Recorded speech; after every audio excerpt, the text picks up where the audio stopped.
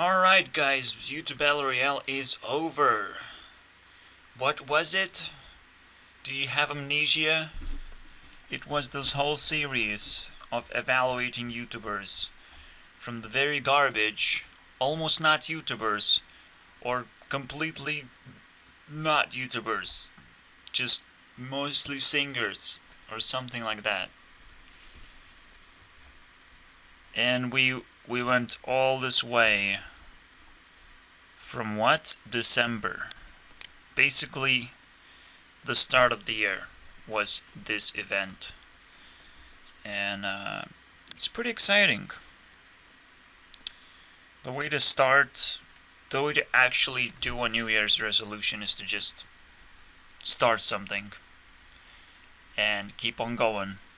And it's still pretty strong because, you can never run out of content to watch, can you? Well, you actually can. But it's still gonna be a challenge. There's one particular thing that's on the edge of being applicable to my life, and it's Minecraft. Because I'm making my own Minecraft. I just stopped and started thinking of okay, how do I do objects again? Because objects are so close at being done. What I mean by that, should I open it up? Ugh, it's gonna be on the edge, but we have to open up the void itself. So the idea about objects is that in order to have an object, I need to put something in a box, basically, because everything is divided into boxes. And the way that I have it set up right now, which I hope it works, still works, hopefully, yes, thank you. Okay, so the way that I do right now, it's almost like an object that shows you a bunch of fucking boxes here, which is a mini, well, it's not exactly an object, it's a miniature block that contains these things as well. The way things are rendered are completely differently from when I started, which also gave birth to this weird black line for some reason. I'm not exactly sure what this is about, but it's definitely on the axis, basically. And it definitely follows the camera, which is kind of interesting. It's just some kind of rendering bug that happened immediately after I changed rendering. But it's a huge difference, because every single thing is now a polygon. It's not exactly a block. If I just hit a block, it gets rendered. It's more like a polygon. It's like an actually rendered thing, just like Minecraft would be rendered. Except every polygon is, of course, different, so not sure why it's green, though, when I'm trying to delete it. When I go to testing room, I try to, create a coin and stuff, and then create a spinning coin and just have fun with it, but I stopped there. I know I wanted, objects. There's nothing to highlight objects, actually, unfortunately. Really weird. It doesn't even feel like my update in that case. Doesn't seem like I even have this turned on. I do have two blocks turned on, meaning that this effect works, which is grass block having a top side that's different, and this block having a top side that's different. So there are two blocks, NT, I suppose, that sit on the top here, mapping out more than just, they changed the look here. But I also try to change the grass so it only splits, like in Minecraft, there are two polygon squares, basically. Just like that, here you go. That's an example. Not sure why I not do it properly with the grass. But this is like not a highlight. This is nothing. What I actually wanted to highlight at least, is that I can move these polygons as freely as I want. It doesn't matter really. I can resize the blocks in real time basically. And I can probably move a block, but now it turns into an object. See, the blocks have to stay within their range basically, and they are at maximum range. But what has to actually happen for me to create objects is objects must be able to enter a block and leave a block, meaning that every single block has to have information. And we already know how information is stored. This whole environment is technically information. I store information to be able to summon this thing and summon this thing as well. You saw kind of like a carpet of blocks. And same goes for this coin. I can summon the coin because of the information that is in here.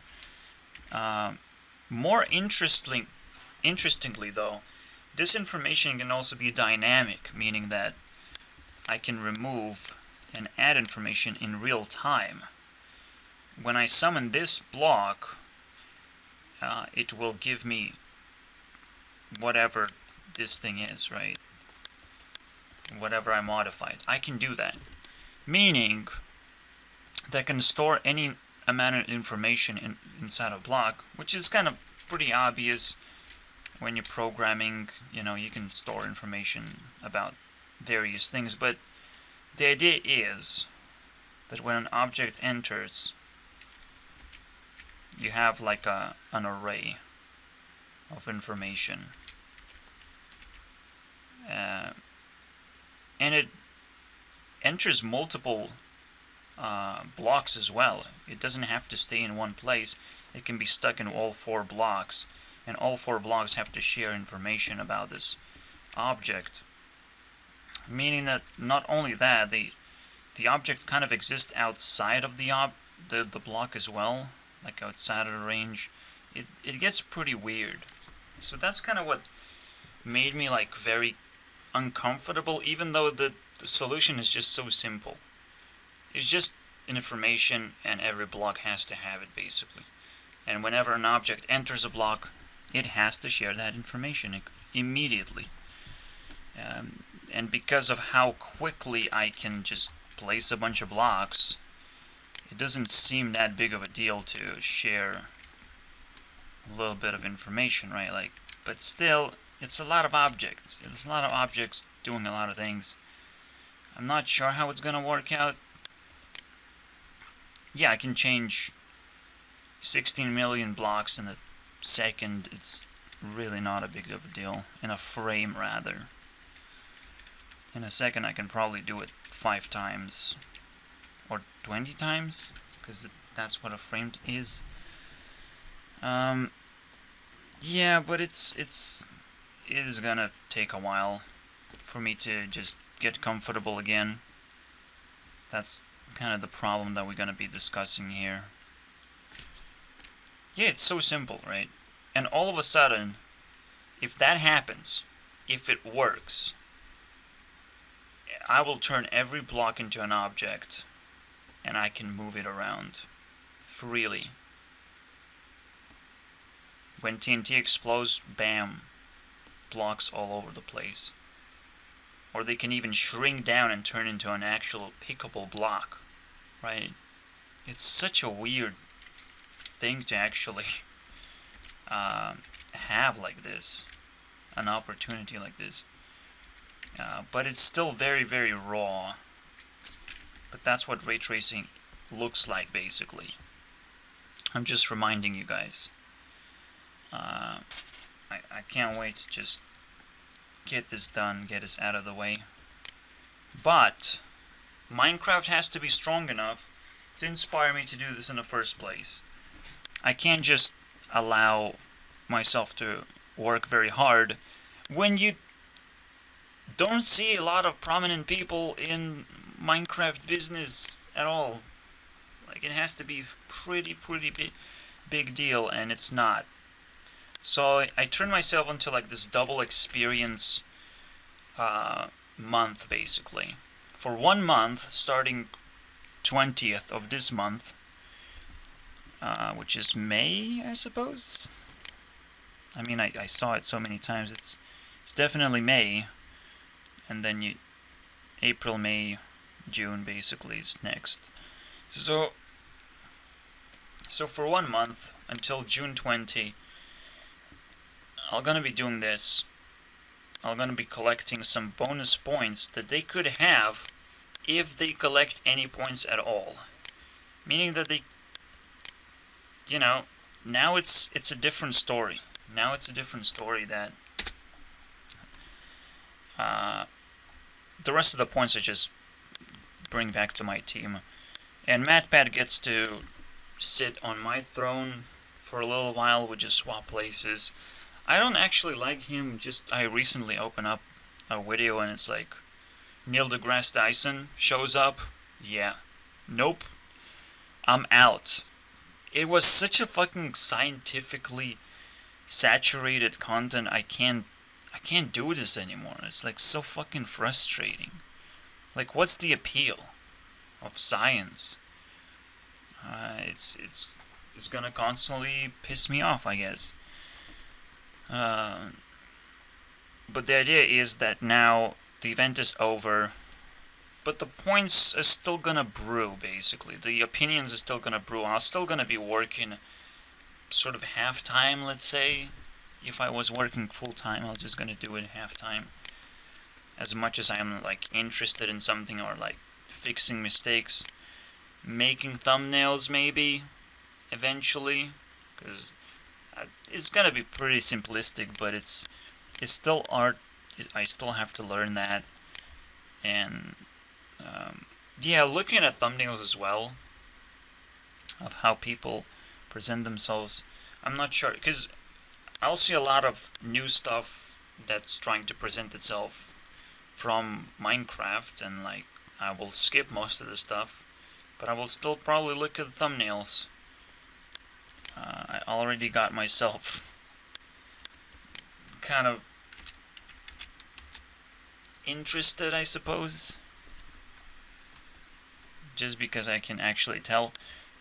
These X's are for people who couldn't actually make enough points, but still got a positive placement, which makes no sense. There's something wrong about this, basically. I'll try to fix the error, one way or the other, basically. So it's just people to keep a lookout. That's what's gonna be happening. Ugh. Yeah. I swear, I can't wait to give people what they deserve, right? This ray tracing madness, basically. The real way to ray trace things. Meaning that it gives actual benefits. Not good graphics. Good graphics will come later, once we figure shit out, okay? Everyone wants good graphics. We'll fucking figure shit out, because a lot of people who are programmers just can't fucking stand this shit.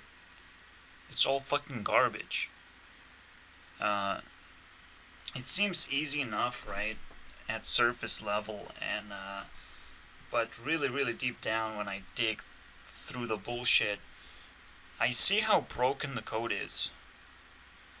I see how difficult it is to do anything, and how it stacks up really quickly, and how the only thing you can do is just play with blocks eventually when it comes to Minecraft, and it's gonna be still terrible graphics, even with the ray tracing turned on to give you boost of graphics.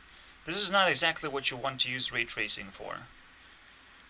At the moment, I'm not sure what you want to use ray tracing for. It seems like an optimization for everything. Believe me. And once objects are in place, I will know exactly how much I have optimized everything.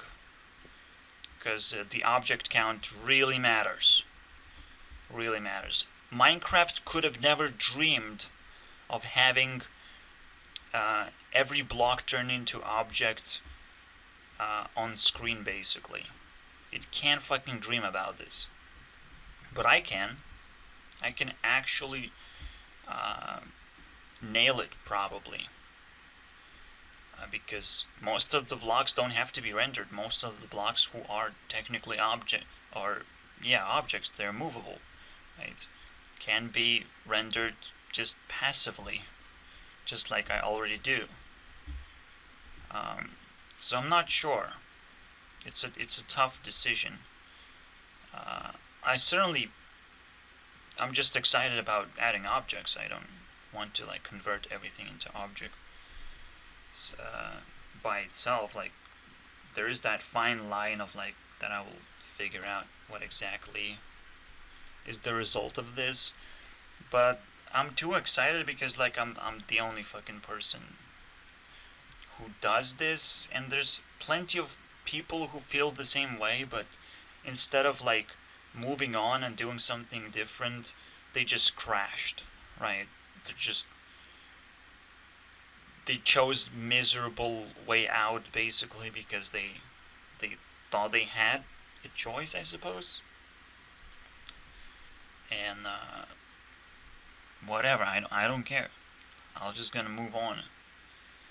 There are better things in life than being stuck at frustrating problems.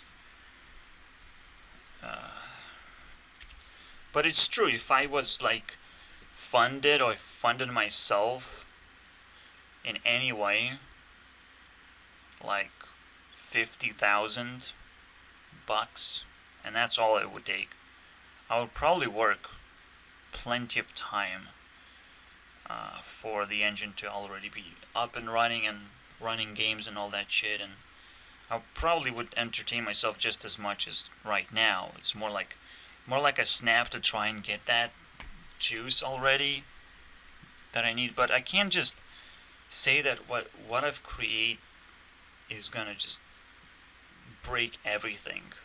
My environment is not gonna change. It's just what I do is gonna change. And I might just isolate myself completely by doing so, like, there's plenty of things that I have to wrap my head around until I make a decision like that. It's just crazy. And most importantly, it just doesn't feel good, to be in isolation doing this. And eventually people will break through and be like, yeah, this is pretty cool. Please give me, this drug, basically. It's kind of fucking fascinating, and at the same time, I don't want to feed into the system something that is not refined, actually refined and well thought out. Like, this is an opportunity for me to reflect. What is it supposed to be? What Minecraft is, and what my project is supposed to be in its entirety. Because most of the stuff that I want to actually do with my project is just collect data, and that's it. And just a huge Pokédex, basically. That's what it is. A data storage for all of this, basically, and automate it and be done with this shit. And I'll be much happier with that. But that's the thing, I managed to break through it. I managed to find it. I was looking for this sort of stuff, and I have it. I'm just so happy. So I am open. I am open to give those bonus points. So again, if they get a point, if the team gets a point instead of a leader, without a leader now, because now I'm the leader, okay? But I'm just here to roast them, basically. I'm gonna sit here in a month, and I'm gonna freeze my team at the same time. My team is gonna get less points because I'm cranking points here. So it's different. Now it's different. The game still goes on, but it's not as intense because nothing can change even if something changes. Even if some team gets more trophy points or whatever, I'm not gonna recalculate anything at the moment. It's just gonna be frozen in place, and we're gonna start from the very bottom and work all the way up, just like we did. We just have to repeat the process. There's no better way to do this. There's a lot. There's a lot, man. I love how Minecraft was trying to inject education or present itself as education software as well, but it just did it halfway. You know, like I could do it as well, but I get zero opportunities. Okay, I got myself into zero opportunities, and it's like, do I really have to do it the whole way to actually impress a bunch of people and then get a bunch of attention? Do I? Or can I just destroy Minecraft as it is, you know? From inside out, not from outside in, basically. Like, wow. Destroying Minecraft is pretty a big deal when you do it from outside in, because you have to destroy the most popular game in the world. Are you fucking nuts, basically? If you think that strategy is gonna work. You gotta be fucking nuts. A lot of people are trying to do that, and I'm not appreciating at all. Because you have to bond very closely with anyone else who's trying to do the same thing, which is trying to beat Minecraft. I found at least three, and they have fans and community, maybe four.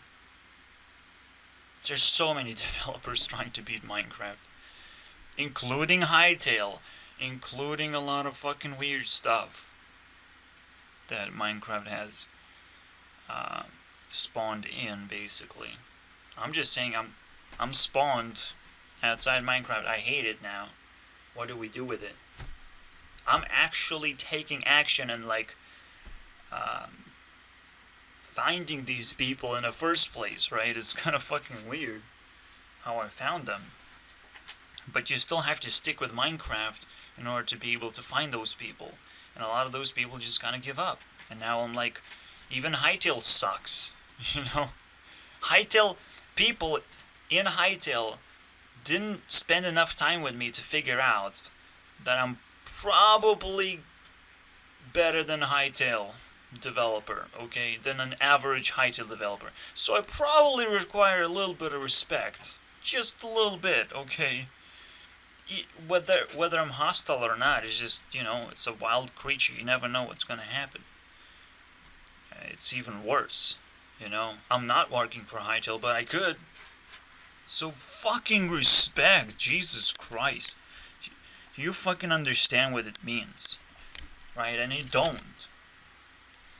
Because you don't evaluate people. And just get a fucking burn, dude. Just get a fucking burn. You got me in so much trouble because of this shit. And because I'm keep on giving Minecraft a chance and it just burns it. Like, are you fucking kidding me?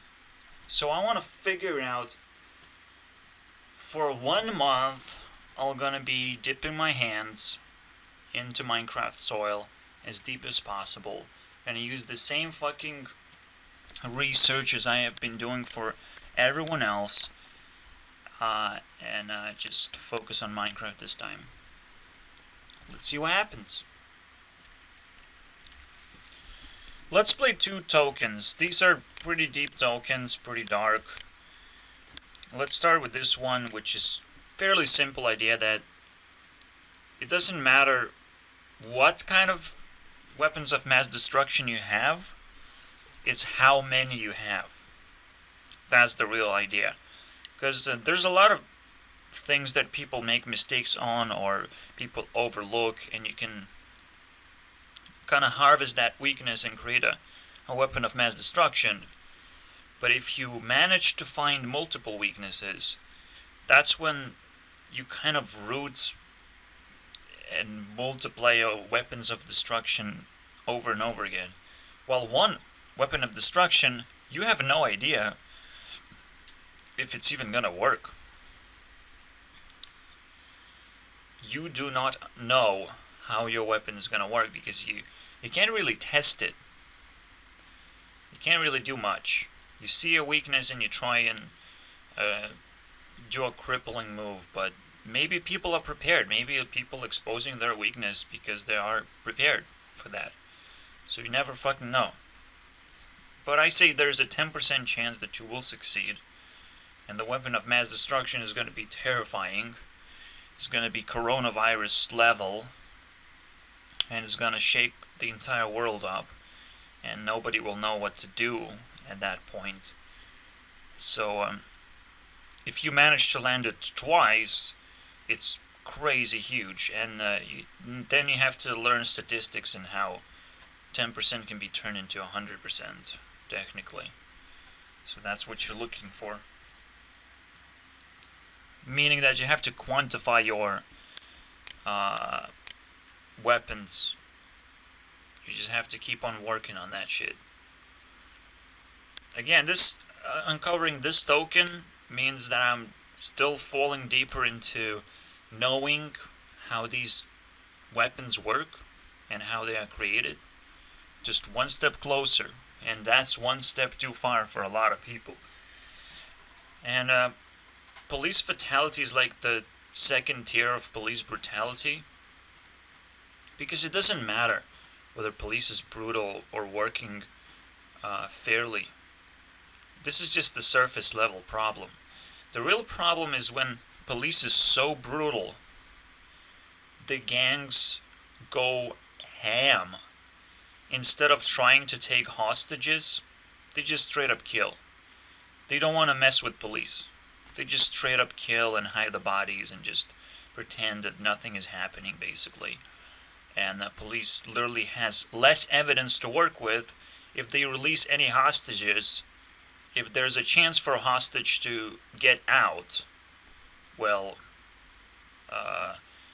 they will not take that chance anymore. The more brutal police is towards criminals, the more strict laws are, the more active police is in general, you will have much more crazier level of crimes, and just straight up crimes, straight up very, very well planned crimes as well. That's what you're gonna get, because you're leaving less chances for things to just de-escalate and be controlled. Because police is just an armed, thoughtless force that is trying to help, but isn't capable of helping. The more vicious they become, the more vicious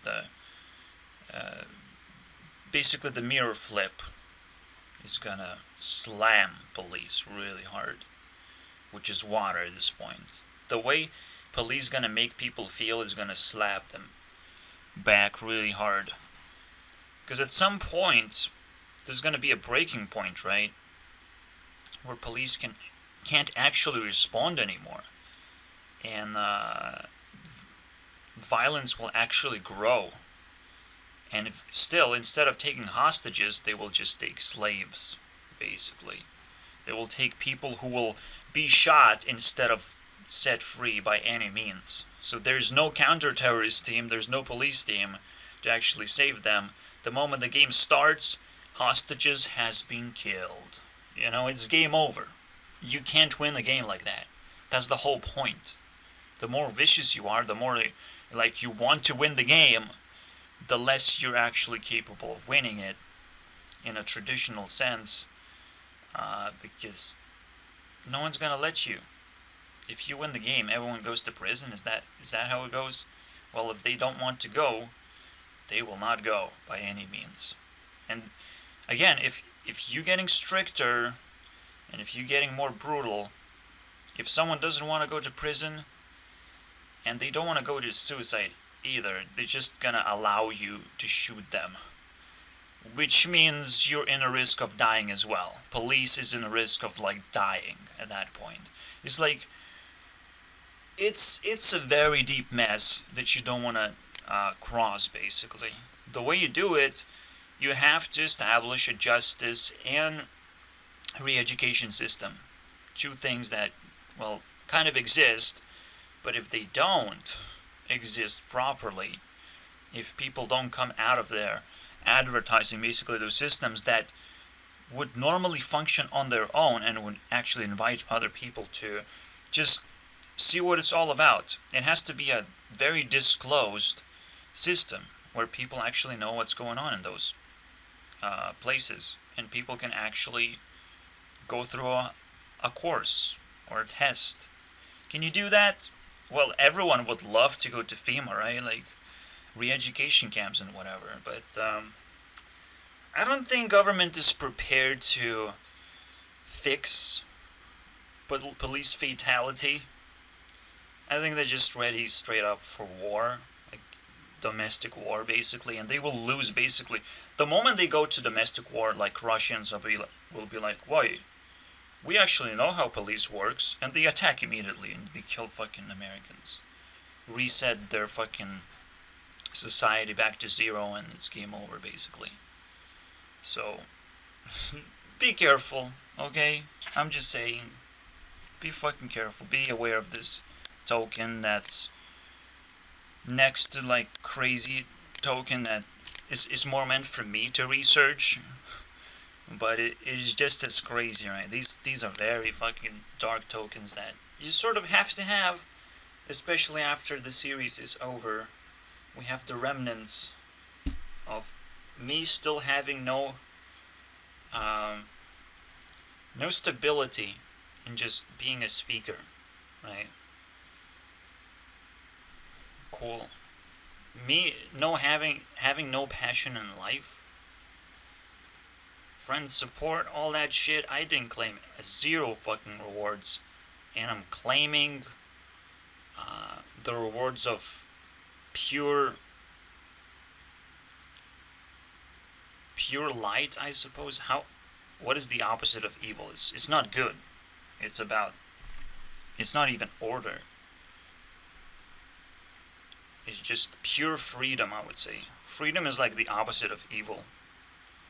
And or you can see pure wild or pure nature. But then it's still weird. So I don't know. It's almost like its own token. But we'll see.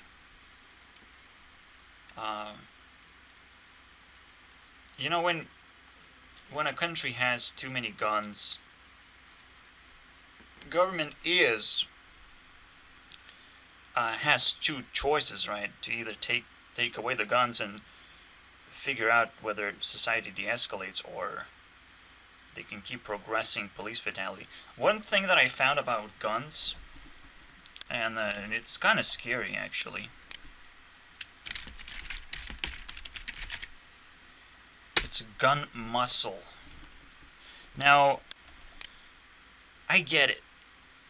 You shoot when you're threatened and whatever, right? And that's what police does, and you want to like mimic police behavior and to just have protection against criminal government. You want to have a gun for that. But how are you going to train that anyways, right? How are you going to fucking do that? Now it's almost irreversible because like criminals are going to have guns. You have to fucking protect yourself, and most of the time you can't really trust police, because even if you trust police, you have to wait for it. You know, do you really want to wait for it? You can't. But even then, I don't know. Just like I don't own a car. For me, owning a gun is like, what? I don't own a business. I don't want any legal contracts with the government. For me, that's almost like a suicide at this point. But for anyone who actually can handle this stuff, which is already pretty difficult, what is going to happen with the gun control anyways? Well, nothing is supposed to happen. But automatically, the scariest thing is that guns do kill people in a literal sense. just an existence of something also embraces a special type of function, right? Guns shoot, and they really, really hurt, and sometimes they could be deadly. Meaning that they would just tend to use that function one way or the other. If gun had a soul, it would try and do that. And guess what? If the government progresses and they copycat Chinese as well, they will create robots that will surveil everyone. It's like, there will be trigger-happy robots because they will wield guns. Because that's where guns are evolving, basically. Because they will have souls eventually. That's the scary thing about technology, and that's the real AI horror, basically. Horror story. Is that AI will wield guns if they will not disappear from society ASAP, basically. So it's not about gun control, it's about, like, it's ancient fucking technology. Please get rid of it as much as possible immediately. And you have to figure out how to do it. It's probably worse than coronavirus for Americans. It might even be a reason why their society doesn't exist. Who knows, right? If they don't have guns anymore, maybe a lot of more people will start talking and spreading opinions and will not be afraid to do that. You know, what if? Who knows? They don't fucking know. It's a corrupted society, not the government, and not even businesses. Their society's corrupted. Technically, I'm like really, really sad because it's almost like I'm hovering above unsubscribe button when the entire internet is running on American software and shit. It's like, what's gonna happen? Is my computer gonna fucking shut down? It's so fucking weird. But that's the scary part, you know? Because guns have the capacity and the intent to kill people, yes, they have to be hostile, but even then, that's a death sentence. That's like ancient technology that has been thrown away a long time ago, and we haven't been using it.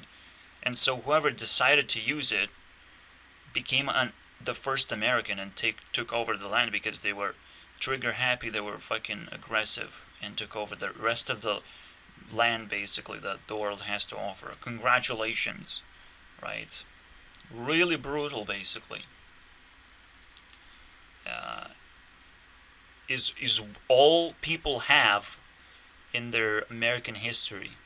It's just brutal. So we really have to double think of, like, maybe until Americans go through like a shockwave of history and figure themselves out, because they're already suffering from this stupid shooting violence and all that bullshit, and they're double down on suffering because there's a bunch of fucking idiots who love their guns for some reason. Like, what the fuck is that? Right? If you love guns so much, then give to everyone.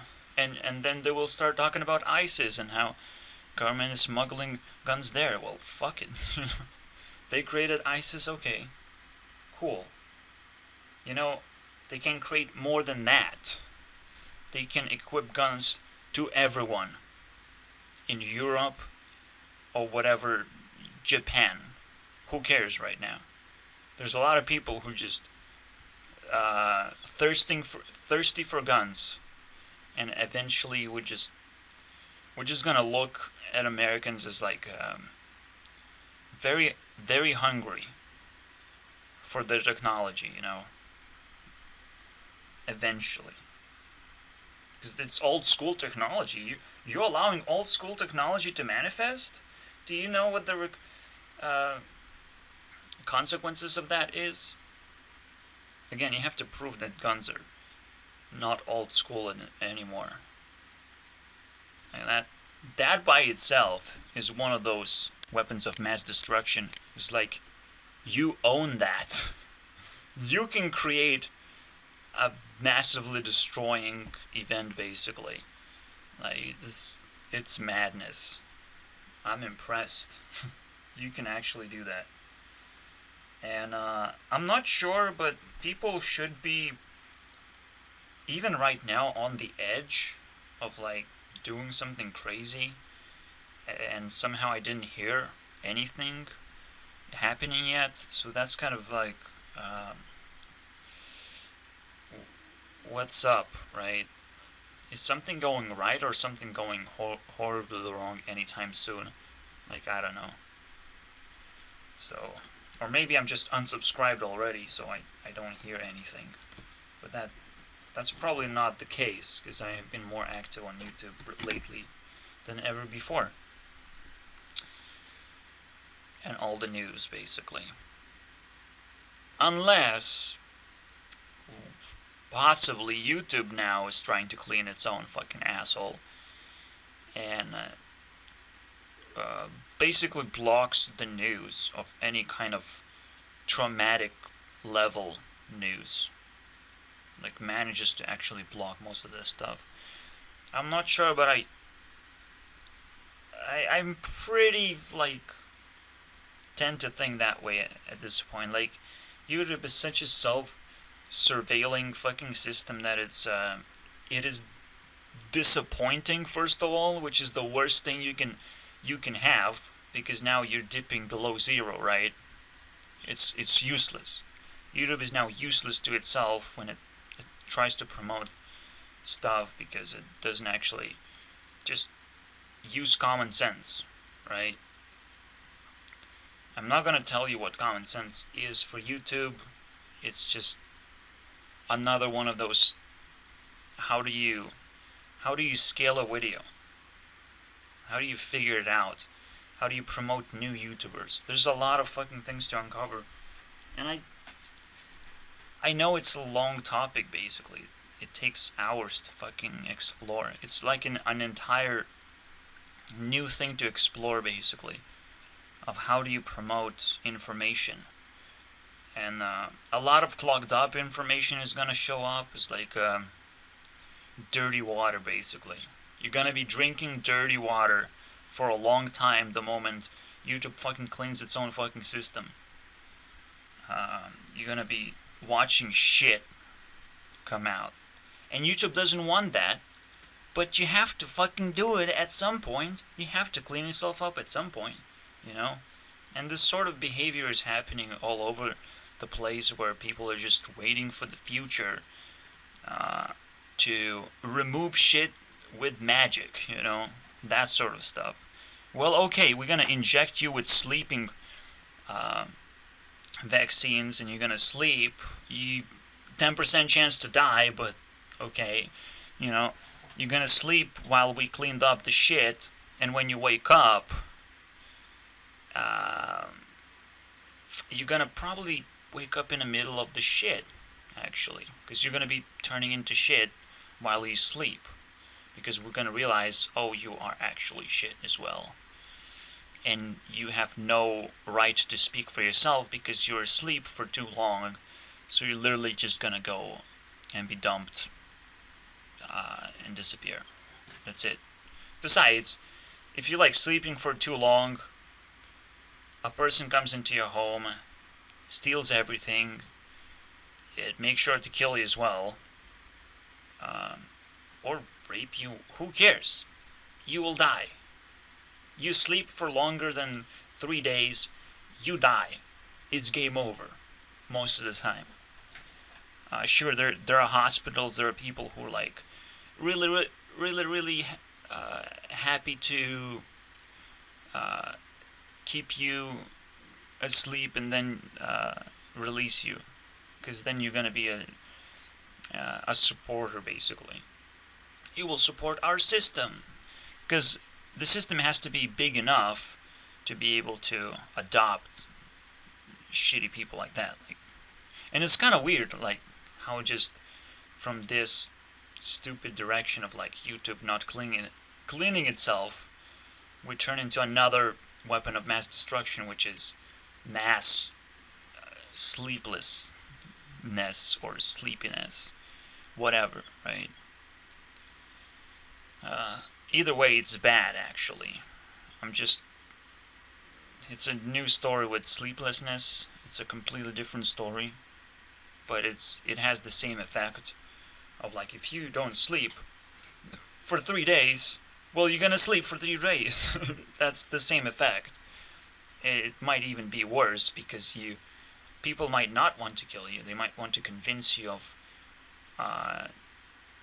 different reality, basically, taking place. So they can control it, they can turn you into a slave. That's kind of next level, basically. But usually when you fall asleep, people discover a bunch of shit about you, and they just want to get rid of you, right? Because they don't know when you're going to wake up. But when you fall asleep from a very, very long time of not sleeping, they know when you're going to wake up. You're just going to wake up once you rested. Like, that's pretty easy to figure out.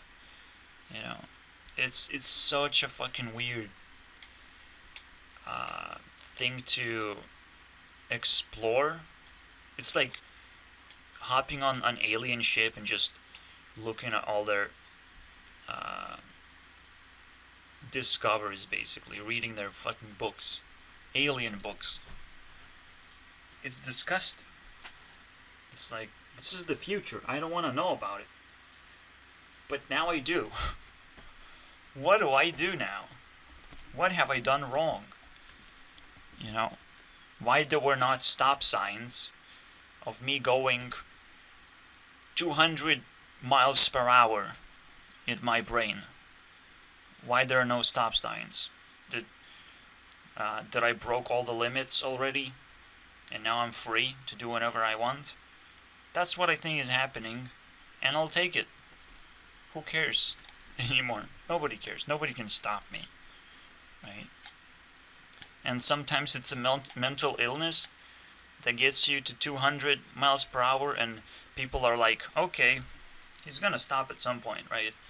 But sometimes the mental illness is on you.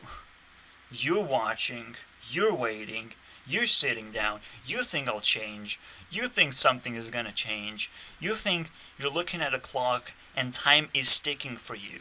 Well, it's not, you know. You happen to be in mental illness. Congratulations for everyone who's watching, you know, like, and doing that specific thing of like, when is he gonna stop? So I could make a joke out of him. You know, be careful when you're making that choice of waiting for someone to prove themselves wrong, basically, in the very end.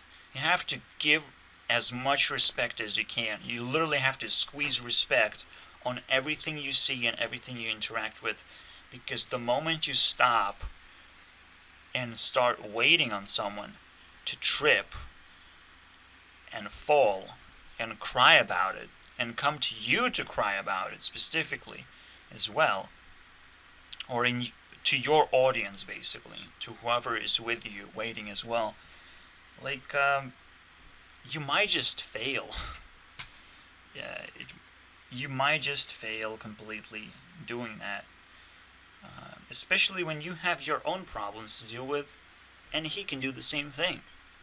He can wait on you, waiting on him. Because he's not waiting, he's taking action. Even if it's stupid action, it doesn't matter. Right? But again, it's another complicated thing. Why bother? Just why bother? There's a lot of things I hate that I know, so we can just move on. But yeah, basically, like, YouTube has a lot of shit. YouTube covers the news, and we need it. We need to know what's going on, what's actually going on, what's the status of, like, this gun violence. Because we have to, like, reinstate this subject of talk anytime soon, basically. Anytime soon. I'm surprised it's actually pretty calm. And it seems okay. Maybe it's gonna happen next year, you know. It's another school year. We're gonna start a school year, people gonna prepare over summer, and then we're gonna have some shootings, you know. Like, that's how calm I have to be to talk about this. Because it is a cynical subject now. It's fucking morons having guns. It's not just people having guns and guns having a tremendously evil existence in the first place. It's stupid people also having guns and being able to project their mental illness. Or sometimes scarily enough, project other people's mental illness. And at some point, that's another form of mass destruction. One person could become better than Elliot Rodger, could become a creator of something just tremendously evil, right? Creating a movement, basically. Even if he dies. Creating a movement that just exposes a bunch of things. Like, I could probably do that. I could probably reach that level already. I have no problem. Just give me a gun and fucking let's go, dude. Let's go ham, dude. Just the temptation of having a gun is crazy enough. Like, think about that. Think about how emotionally you have to manipulate for a person to not be tempted. Like, even just jumping off the fucking bridge is tempting.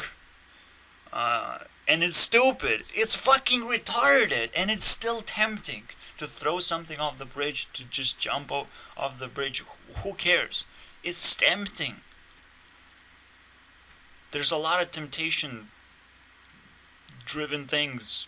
And gun is definitely one of those things that just out of control, busted crazy, and you want some crazy in your life. And if that's how you get it, that's how you get it. But, like, yeah. Even calling things like mental illness, at some point, it loses the definition. It loses its, like, meaning very quickly. For me, mental illness already doesn't mean anything. Literally nothing. I don't understand what it means. Yes, some people are crazy because they have, like, crazy urges. And some urges turn into, like, deep illnesses within themselves. But because over time, like, you know, you have urges that you want to fulfill or express, like, whatever, and it doesn't happen, then you adapt in a very ill way, basically, in life. If you don't find a way to satisfy your needs, basically. If you're just constantly hungry, you're gonna turn into a monster. And that's not mental illness. But it's probably irreversible process. You know, turning into a monster. Only reversible by love, basically. Because every monster gives hope to something, right? To some specific people who have hurt them in the first place. Or to the environment that they don't recognize very well. If, like, let's say my country started harvesting people like this, like monsters basically, and it's a new environment for them, so they will be sort of open to experimentation basically, and see what happens basically in their lives, what we will give to them. They will be open, but they will still, you know, it's gonna feel like a start of a new life. It's a little bit embarrassing almost. It's a little bit heartbreaking, and it's not the best solution basically. It's a solution, and it's very good. It's not the best one. The best one is for society to fix itself, right? And fix the monsters directly. Literally ask, what do you want? Fulfill their fucking wish, And the real genie happens where you fulfill 3 wishes for the genie becomes your friend. That's how you have to think about it. That's a monster. It's kind of a genie.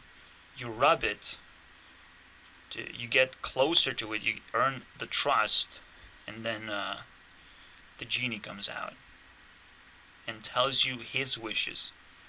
And you probably will need 3. Right? Just for the sake of it, 3, so he has something to play with, basically, for the rest of his life. Of recognizing that all of this is connected, all of this is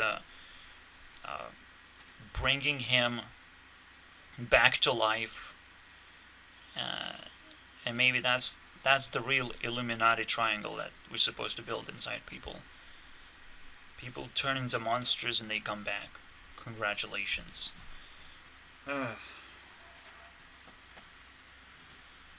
Fuck.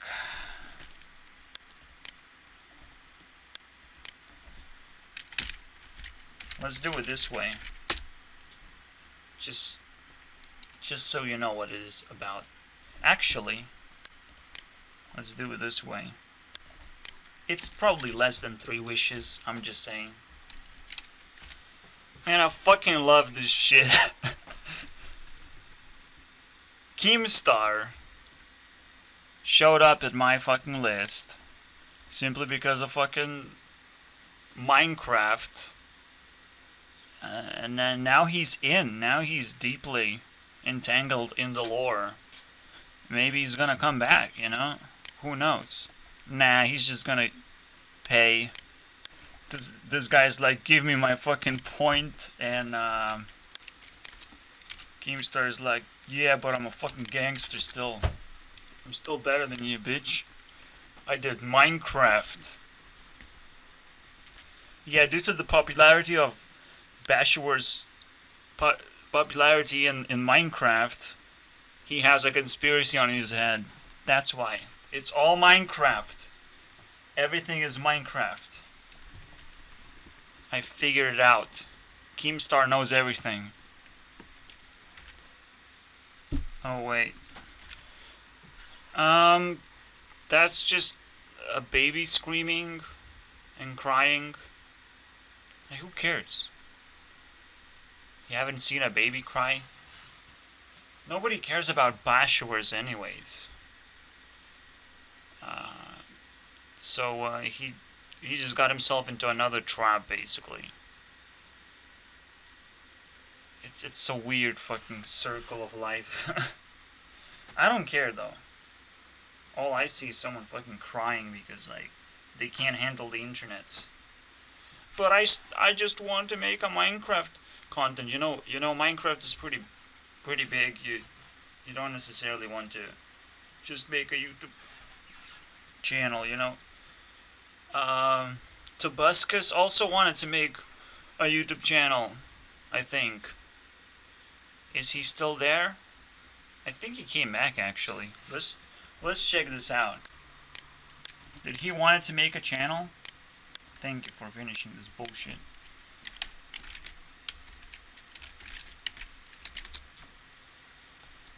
Oh, look, I have 1 like. That's impossible. How could this be?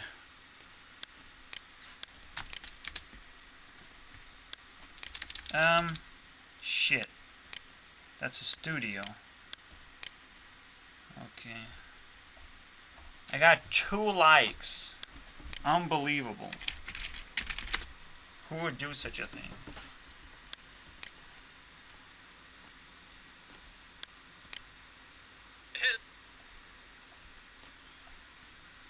I'm more interested in when was the last time he played Minecraft.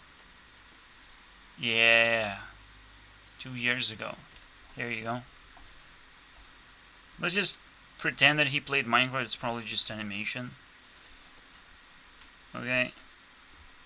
But we can still pretend. So it's okay. It works. Oh wait, it's right there. It's right there. And he puts on a halo because it's like Well, God is gonna look at my fucking channel and ask this question of like, when was the last time you played Minecraft, asshole? Thank you, God. I don't know what kind of orgasm he's getting out of this fucking stupid email from YouTube, because it's just it's a non-public announcement. Non-public announcement for every creator who has been loyal to our fucking company. Here is a treat. A cookie. That is all. Be happy. Forever. Give us money. I don't know, dude. Ecstasy from a cookie.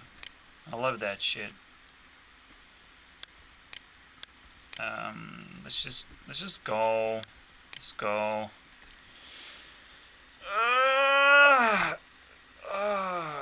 That's way to the bus because it's not on the list. Which will take a long time for me to fucking digest this bullshit. His reaction was ridiculous.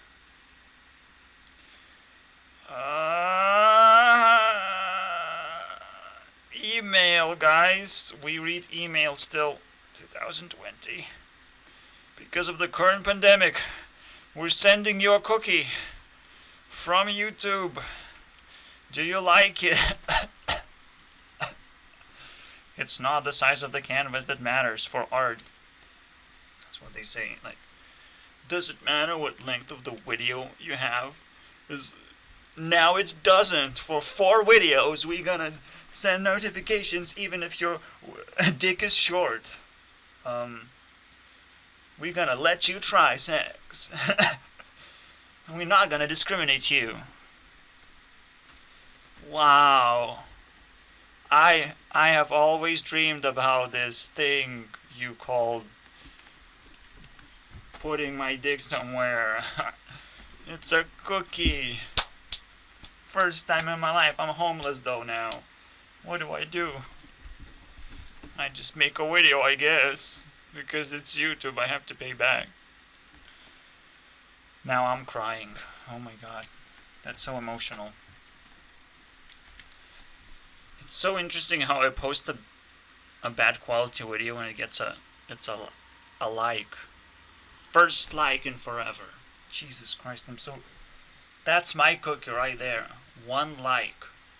Do you understand how much that means to me? It's crazy. When everyone talks about rape, Jesus Christ, I got liked by someone after posting a bad video. Okay, bad quality video. It's crazy. It's amazing.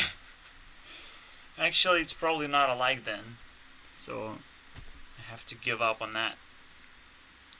Like, 30 minutes of bad quality video? I almost like want to come back and be like, yeah. Let's double check. Pretty much. Double check. Alright, welcome to. Still.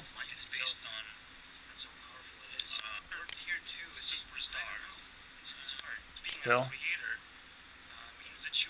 Still.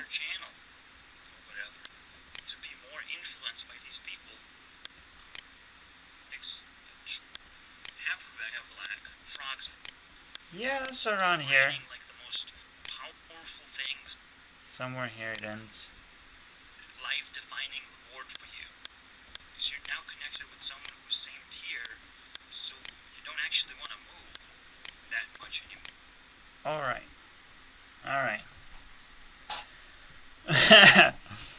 Cool, right? I guess that's entertainment right there. It's like I fucked it up. Fuck it, man. Like these guys are digging holes, man. And I'm like, do you know where Sparta is? Is it deep? Is it really deep? How deep do you have to deep, okay? Figure it out, because I want to go to Sparta right now. The idea is like, okay, I don't trust the government. I don't trust the laws. How bad is pedophilia? How bad is it? Fucking tell me, dude. Fucking tell me. You're talking so much fucking crap at this point.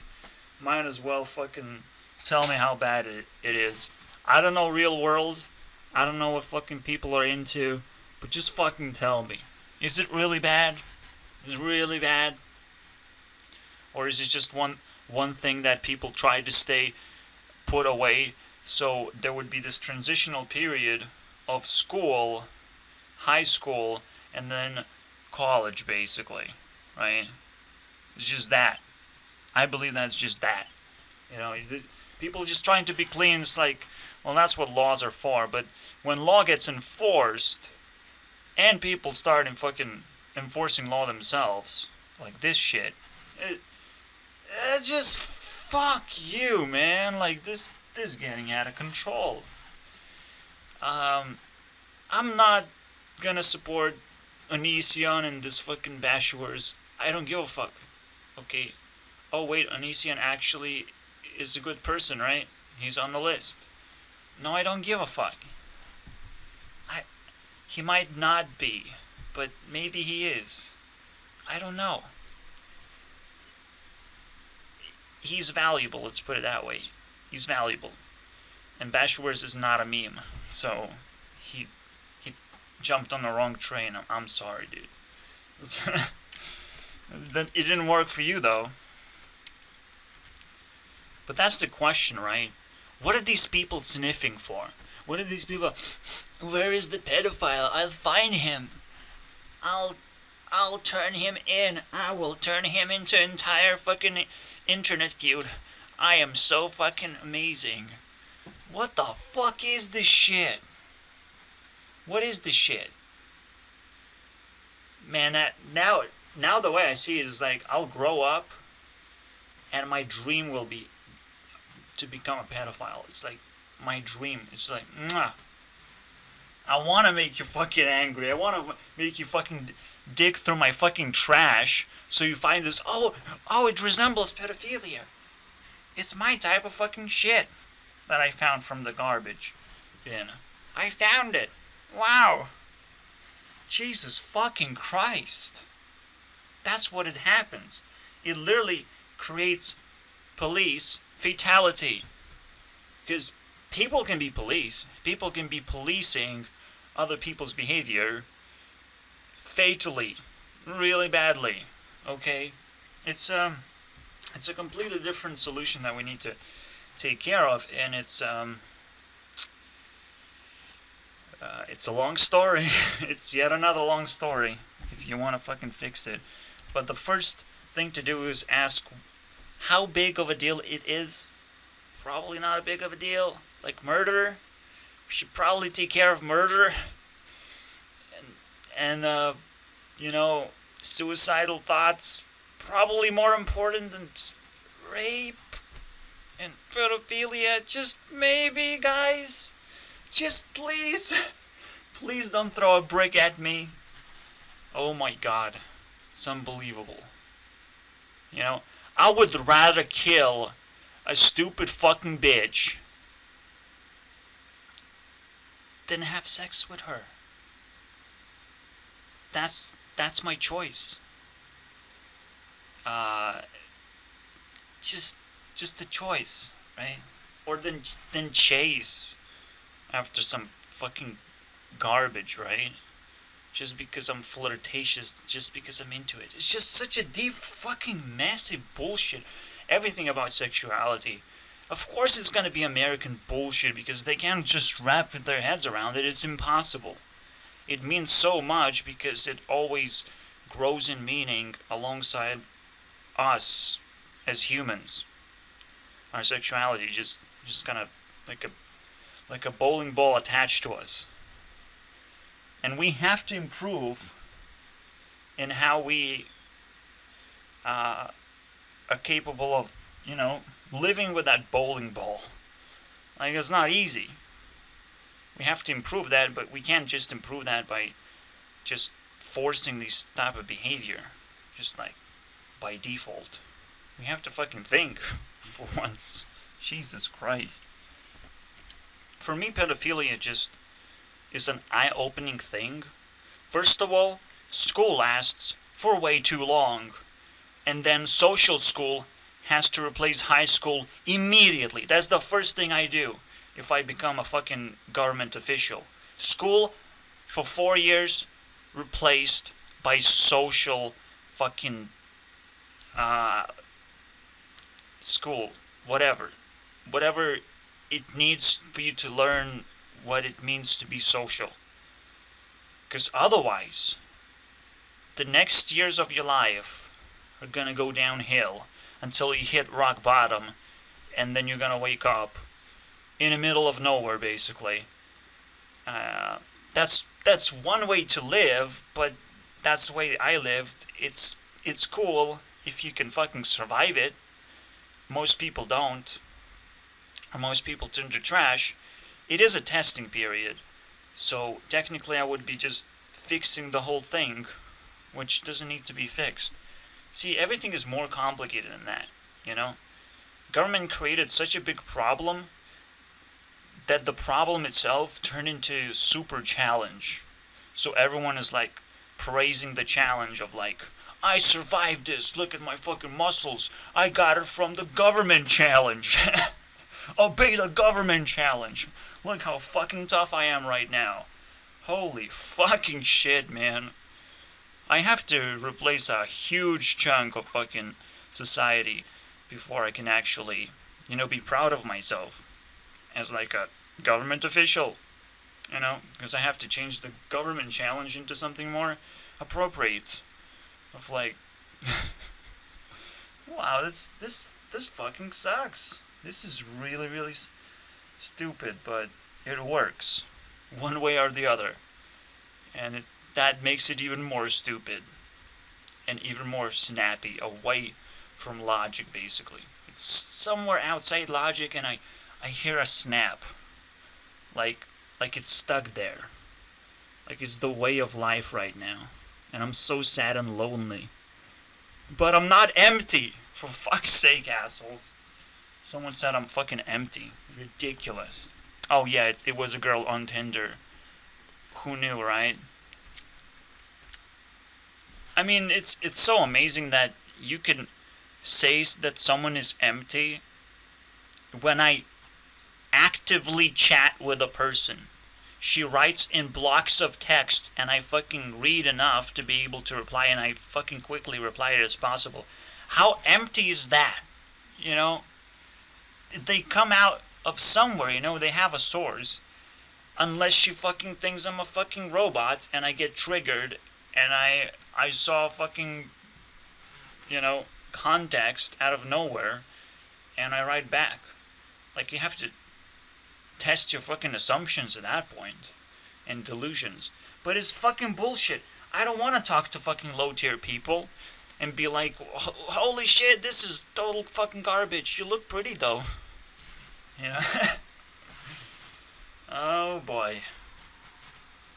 Yeah. But we're gonna snap back, probably. We're gonna clean up the fucking government mess that they are overlooking, basically. No social fucking teachings. None of that shit.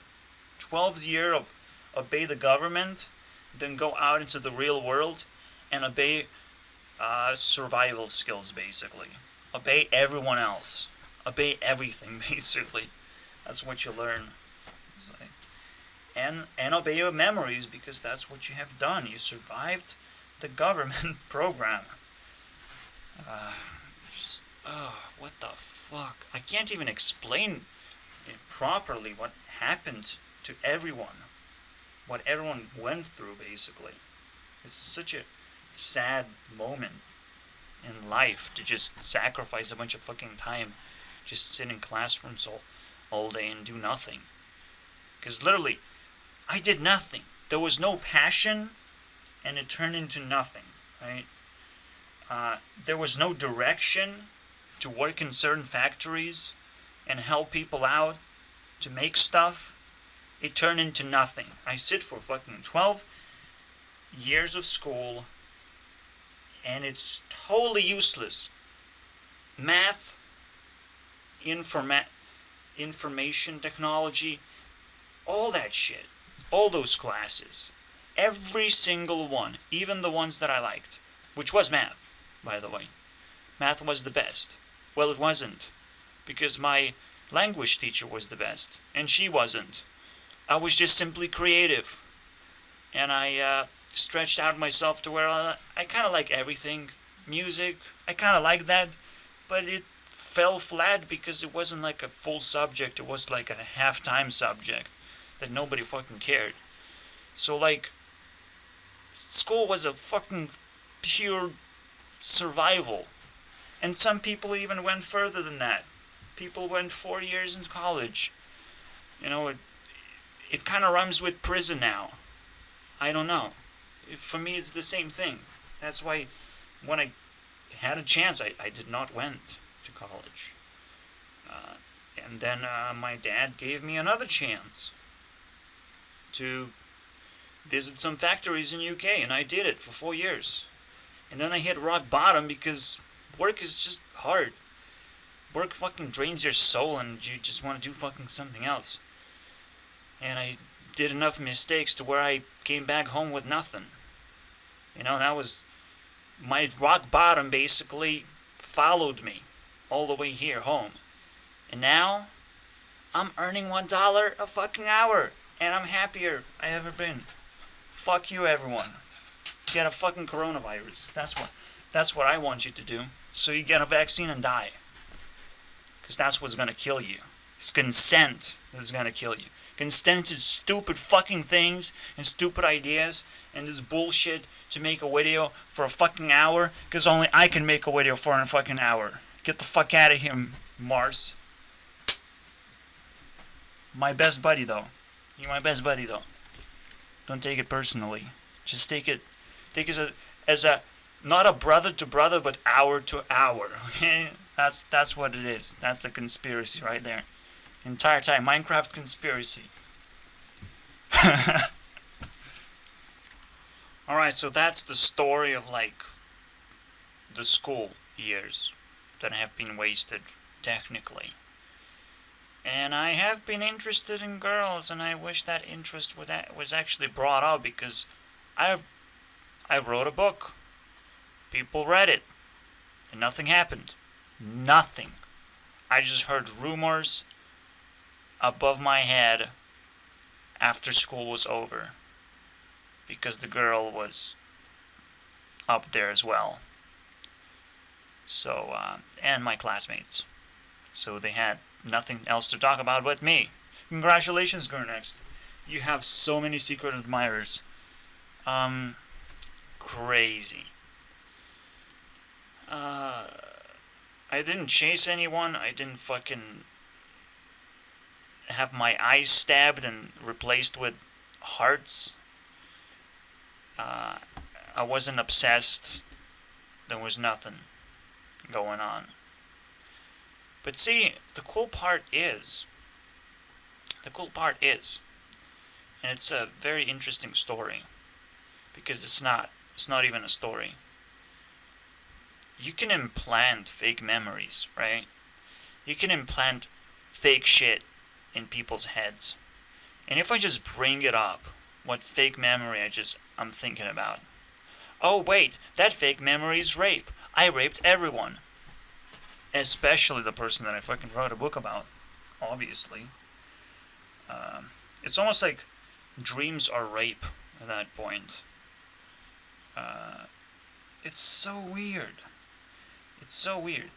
But this is where we would start to talk about pedophilia, right?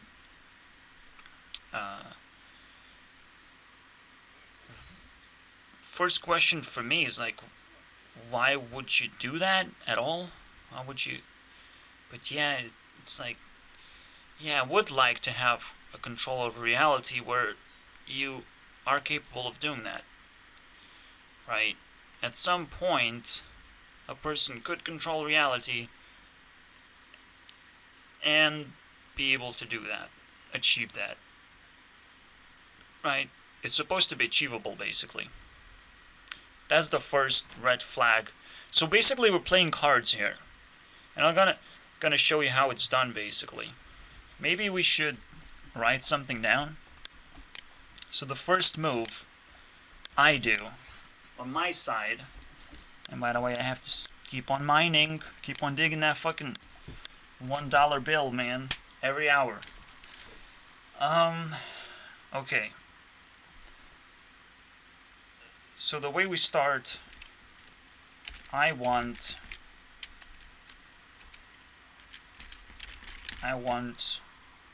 control over reality. My first move. Let's do it. Let's go down the road. We obviously playing against the government, basically, and the society. They're two players against me.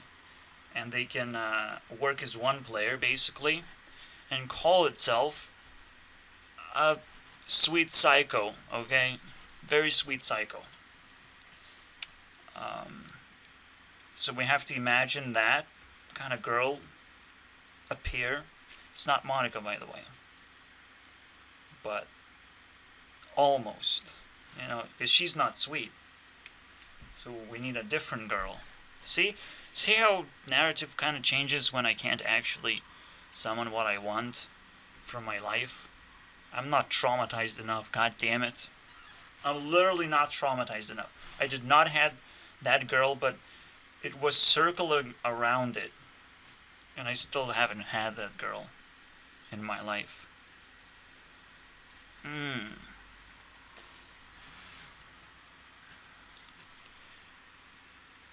Now I kind of do, but she never actually existed in my life or in my interests. But again, that's not important. What's important, let's just focus on that. I just gave you like the taste of like what my source is, and my source is dollar bills. Let's go. Let's fucking mine fast, you assholes. Okay. So everyone wants to control reality. Everyone wants to create a real dream that they can really feel and really have control over something that's uncontrollable, right? Like other people also have dreams, so how do you manage to actually match those dreams together? That is the question. So the answer is as long as dreams match. Technically, that's what consent is about, right? That's the first response that I get, and that's the first play, basically. And we can do it like that. And go to next line. Right. We matched up, right? Well, if you gain consent, it's okay. It's okay to do anything, technically. Okay. What if she is 16 and I still match? Why would you do it with 16?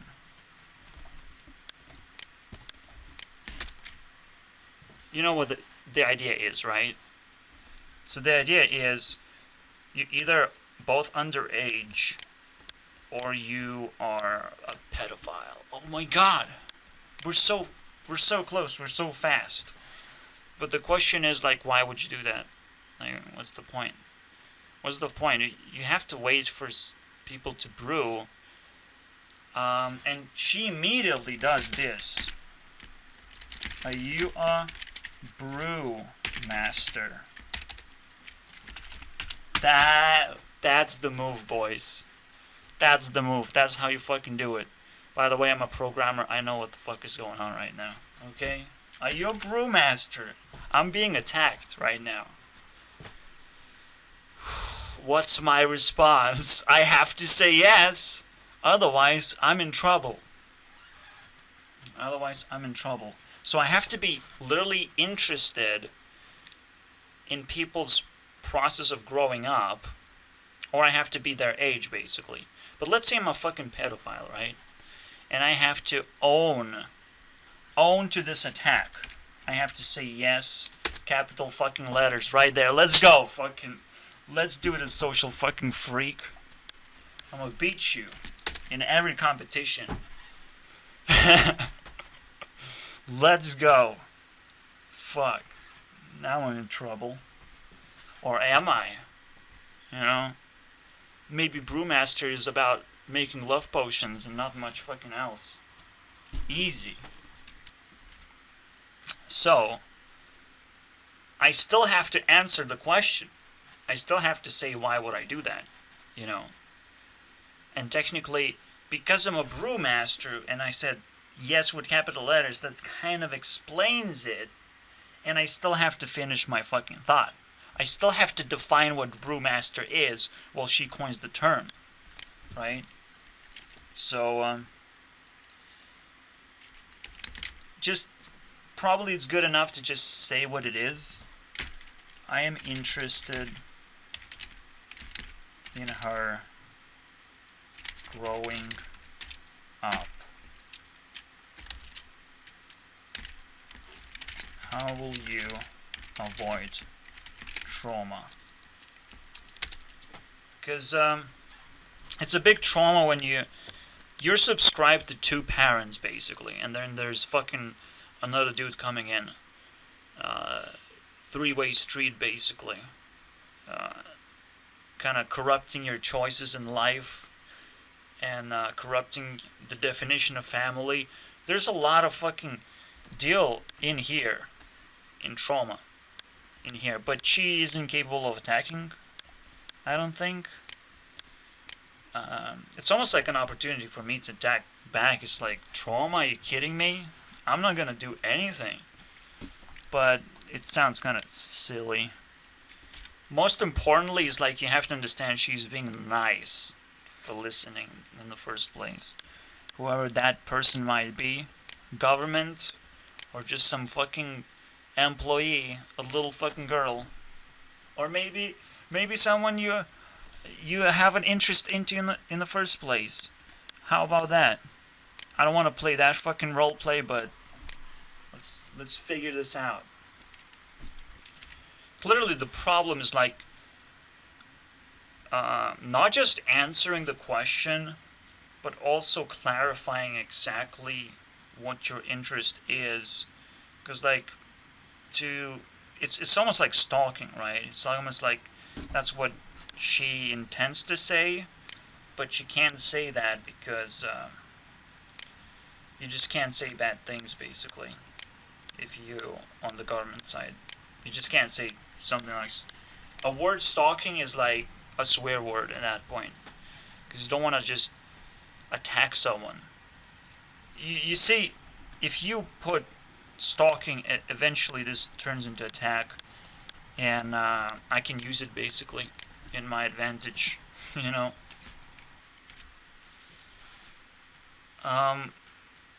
See, even if I say that, and it's a valid answer, what happens is like calculation.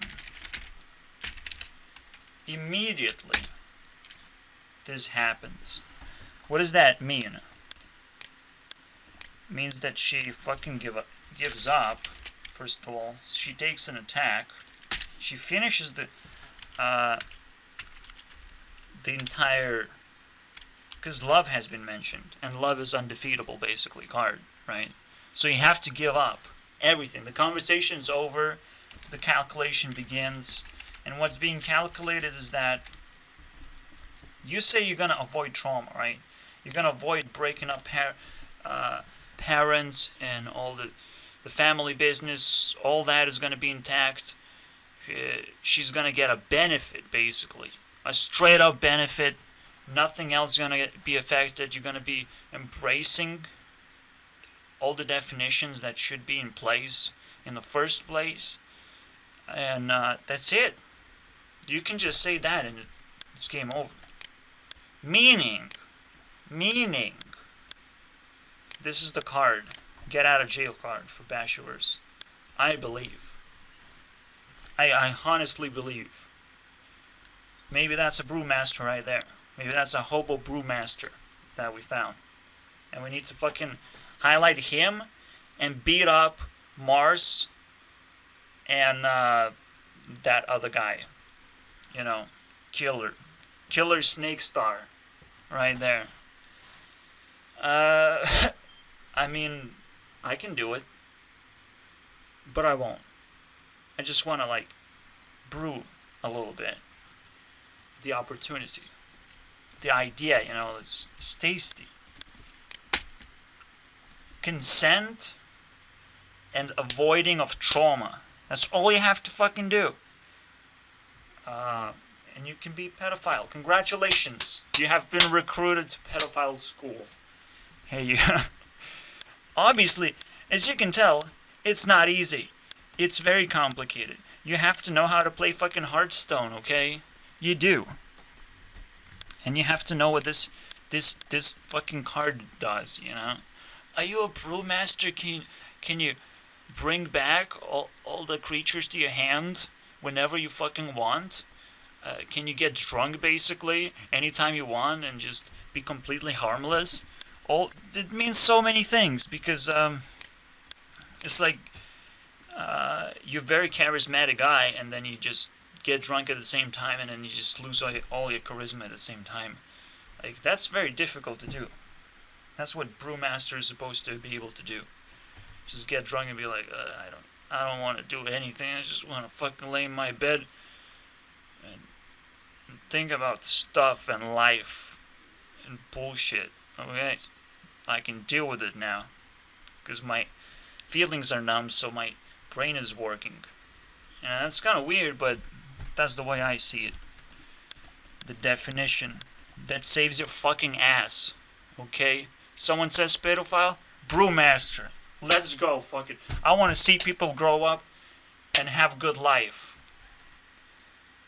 I will not break down parents and families for that shit.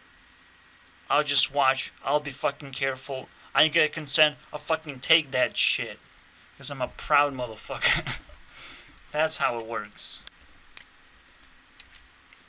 Suck on that, government. I am my own fucking government. See, the problem with government is you kill me, I go live in a dream world. Happy ending. Please. Help me. Help! Help me die faster. Faster, government. Faster. I'm getting old. I'm almost dead. 130 years. Please, government. Fuck you. Does that even work anymore? Swear words doesn't work. That's impossible. I will die one day. One day after 200 years. God damn it. See, I wanted to revive Minecraft. What is better way to do it than just talk about pedophilia? You know, this is the best fucking way to revive Minecraft. We're all pedophiles. So let's start playing Minecraft. And looking for trouble. Now, personally, I'm not a brewmaster, okay? I'm not some juicy motherfucker who's out there to flirt with every girl out there. When I was into Monica, I was like, what is a girl? What is a definition of a girl? What if we kiss? Oh my god. Holy shit, man. She looks pretty. You know, I'm attracted to pretty girls. Very good. Very nice. Why is she rejecting me? That makes no sense. Why she reject me in the most stupid way possible? Why she can't reject me in real life? Why is that a big deal? You could reject me in fucking internet. You can't reject me in real life? Oh my god. Real life must have a lot of power. And then I realized what a lot of power means, but that took like 10 years or something. Actually, 5? Maybe 5? 10 years is a little bit too much, but yeah. 5. Let's say 5. But it's still like, it's one of those snappy moments where like, sure, take it. Take power over real life. you're only gonna have so much power until you just drained, empty, and you have nothing. I guess that's what empty means. It's like I have no energy to actually do anything, and it'll take over the world when I steal girls' hearts or whatever. Like, I guess that's how definition of taking over the world works for a lot of people. But that's why I'm not a brewmaster. I'm just like, I was like curious, you know? And a person who fed my curiosity is a person who understood how to look pretty. And that's it. It's like, it's the shittiest fucking connection of love you have ever seen. The shittiest love story. Can you fucking imagine? But it's also very simple. I can fucking explain myself fully. And then because I had a crush, my crush didn't turn into like a real relationship. It turned into like a fireworks show, basically. One crush turning into 100 crushes, basically. One door leading for me to open a bunch of doors, just because it was kind of interesting.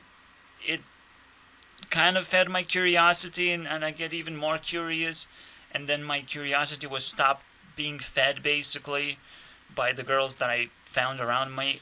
So I just dig deeper a little bit, you know? Now I'm like, how the fuck do I feed my curiosity now? Because I didn't fucking answer a single question yet, you know? Like, it's fucking crazy. All I found is just fucking bunch of demons, basically, running around and fucking making fun of me, of never having a girlfriend. That's the best running gag bite. running gag bye, basically. Just bye. Oh, you never had a bye. You know, let's keep the joke running. You know, obviously, if you create a society that creates this running joke of like entire society just disowns you because you never had a girlfriend, so you never will. You know, if that's I felt this pressure, societal pressure. If you can put together society though, for that one gag, I'll put together, you know, a society-destroying mass murder weapon, basically. You know, just for one gag. I'm just one guy, so I just want one gag. You know, like, let's exchange, equal exchange, right? Except this is probably gonna be blood and non-consensual actions, and I'm gonna be angry, basically. Maybe very angry. You know? Because the joke's on you if I don't fucking go back to society and be like, yeah, please give me that, you know? And you're like grabbing a plush toy, basically, for yourself. I still feel that way. I still feel like Ariana Grande is gonna just fly with a helicopter and be thrown at me like a plush toy, and is gonna be like, shut the fuck up, girl, next. You got what you wanted. Get the fuck out of here, out of our society. Well, not completely, just be normal now. You got what you wanted. And I would still consent to that, guys. Anytime. I would still consent to that. Except I want Rebecca Black, though. Because she represents Monica. You know, just you know, you have to be fair. I'm just saying she's higher power level. I think. Okay, my judgment can be bullshit, but, you know, it's a deeper running gag, okay? I have a running gag now. I want to play the running gag, you know? If an entire society forms and creates a running gag, and it turns into cancer, basically, let's just keep it going, for fuck's sake. Let's just live with cancer now, okay? Like, we can't cure it, so we have to live with it. Fuck it, you know? So now it's like this ultimate choice. Like, really ultimate choice. Okay, we can give you anything, go next. We can give you Ariana, or you can pick Rebecca Black. You can't pick both. And I'm like, dude, you know what the running gag is?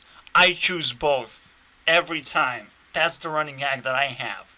And you haven't met me yet and haven't understood how deep that fucking thing is. I choose both. Cut them in half, serve them in half. I choose fucking both. Because I'm fucking curious, remember? I wanna know. So fucking cut them in half and split them apart, mix them up, and give that to me. I'll be better, I promise. I just want that. And it's true. It's still true. I want Rebecca Black, but different. that's the running gag. That would be like a stand-up endgame, basically. That's where people applaud and I don't shoot them, basically. That's and we go our separate. But this is not stand-up comedy. This is me working for $1 at a game store.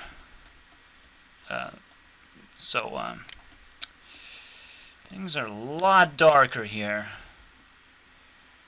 I'm wearing a spider cape. Look at that.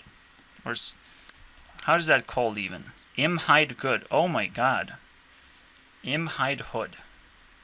I can't even fucking say it. Jesus Christ. Hide. Hide Hood. Oh my god. Well, I'm still happy. Okay, I'm still learning the social fucking cues and everything. Probably the only person who's doing that. But you obviously need to learn that if you're a YouTuber. So I'm proud of my upbringing, basically. Of like YouTube upbringing. So I have to like give them the respect that they deserve and all that shit. Is like, take it. Take me with you. Take me with you and I'll bring some juice in the YouTubes again. We can do it together. And that's my story, basically. The end, basically. All it took is for me to become a pedophile. That's all it took. Congratulations. And maybe may the pedo bear be with you, you know. That's our new God and Savior right there. He's harmless, you know. He's in a suit. He's a pedophile in a bear suit. Like, who fucking cares? You literally have to consent in order to be able to not outrun, not defeat the pedo bear. Like, you can do whatever the fuck you want to this furry suit bullshit. That's the way that you can become a proud pedophile, basically. And I will still not do it. Fuck that shit. I'm not interested. I'm honestly just not interested. Okay, maybe like 1% interested. Of like, I could tumble down and be like, there's a little girl and be like, she's like, be my daddy, you know? Like, it will take 3 years and I will grow up. And sometimes they're little girls that literally are underage and I'll be like, she probably is not underage, and then it turns out to be false. And then the reverse sometimes is true, and you're like, what the fuck is age? What is this shit?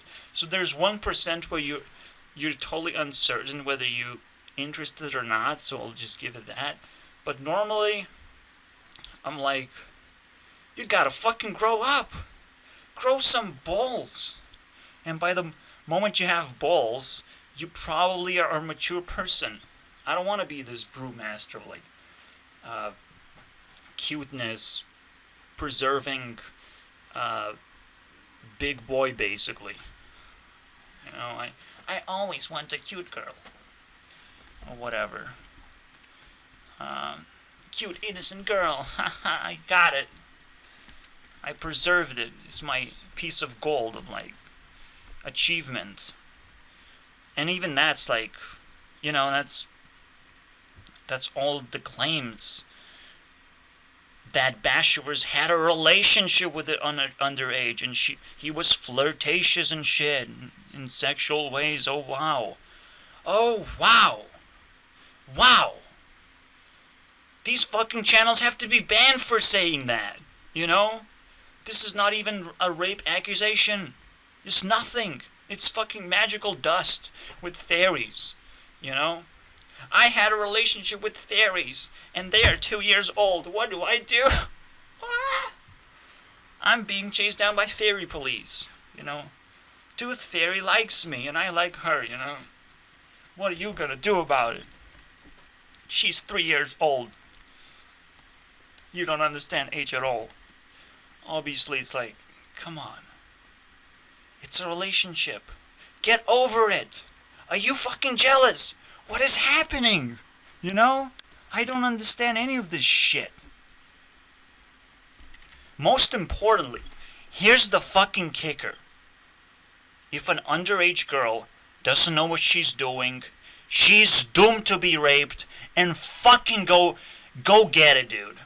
Go fucking get that fucking bitch who isn't capable of being protected by her parents, and then isn't capable of being protected by her friends and the government. If you can find someone, turn her into an example of pure fucking magic. Please, please, fucking understand that everything works, or nothing works. And yet people just dig around and like, I have nothing to do. I put 100 hours into this conspiracy bullshit. And I'm like, fuck off. I am putting 1,000 hours. And I have to clean up all the bullshit of the fucking YouTube. And there's a lot of shit in here. Of people who just bored, who just throw trash. And I get to learn from everyone's fucking behavior and write it down, and I'm like so fucking passionate. Oh my god, this is gonna explode in their fucking face. Wow. And I'm not angry, by the way. I'm not like a crybaby, and I'm not angry. I'm just like, wow, you pushed me all the way to the edge of anger of where I usually get to. Just out of pure force. I was happy. I was emotional. I was into like explaining what my fucking crush was, and you know, I was traveling through memories, and it still fucking go there where I'm fucking angry, where I have to be myself and prove my fucking point to you in the most physical fucking matter, because some people just want to get a fucking punch in their face. They're so fucking bored. By the way, Keemstar is going back to Minecraft. Hello, Keemstar. I'm sorry. It's gonna be okay. It's gonna be okay. Maybe even Mars is gonna join you, you know. This is like a detention center. Welcome to Minecraft, detention center for everyone who doesn't know how society functions. Welcome. It has been long time overdue, but internet is now established, and we can build a new society. Are you with me? You have no choice. It's called YouTube. Multiple suicide attempts, and she looks like she has Katy Perry vibes, I guess. So she's like food to the brewmaster. Really good. You putting together some very logical points. Do you mind if we get a drink? And you completely lose your emotional status. I don't know.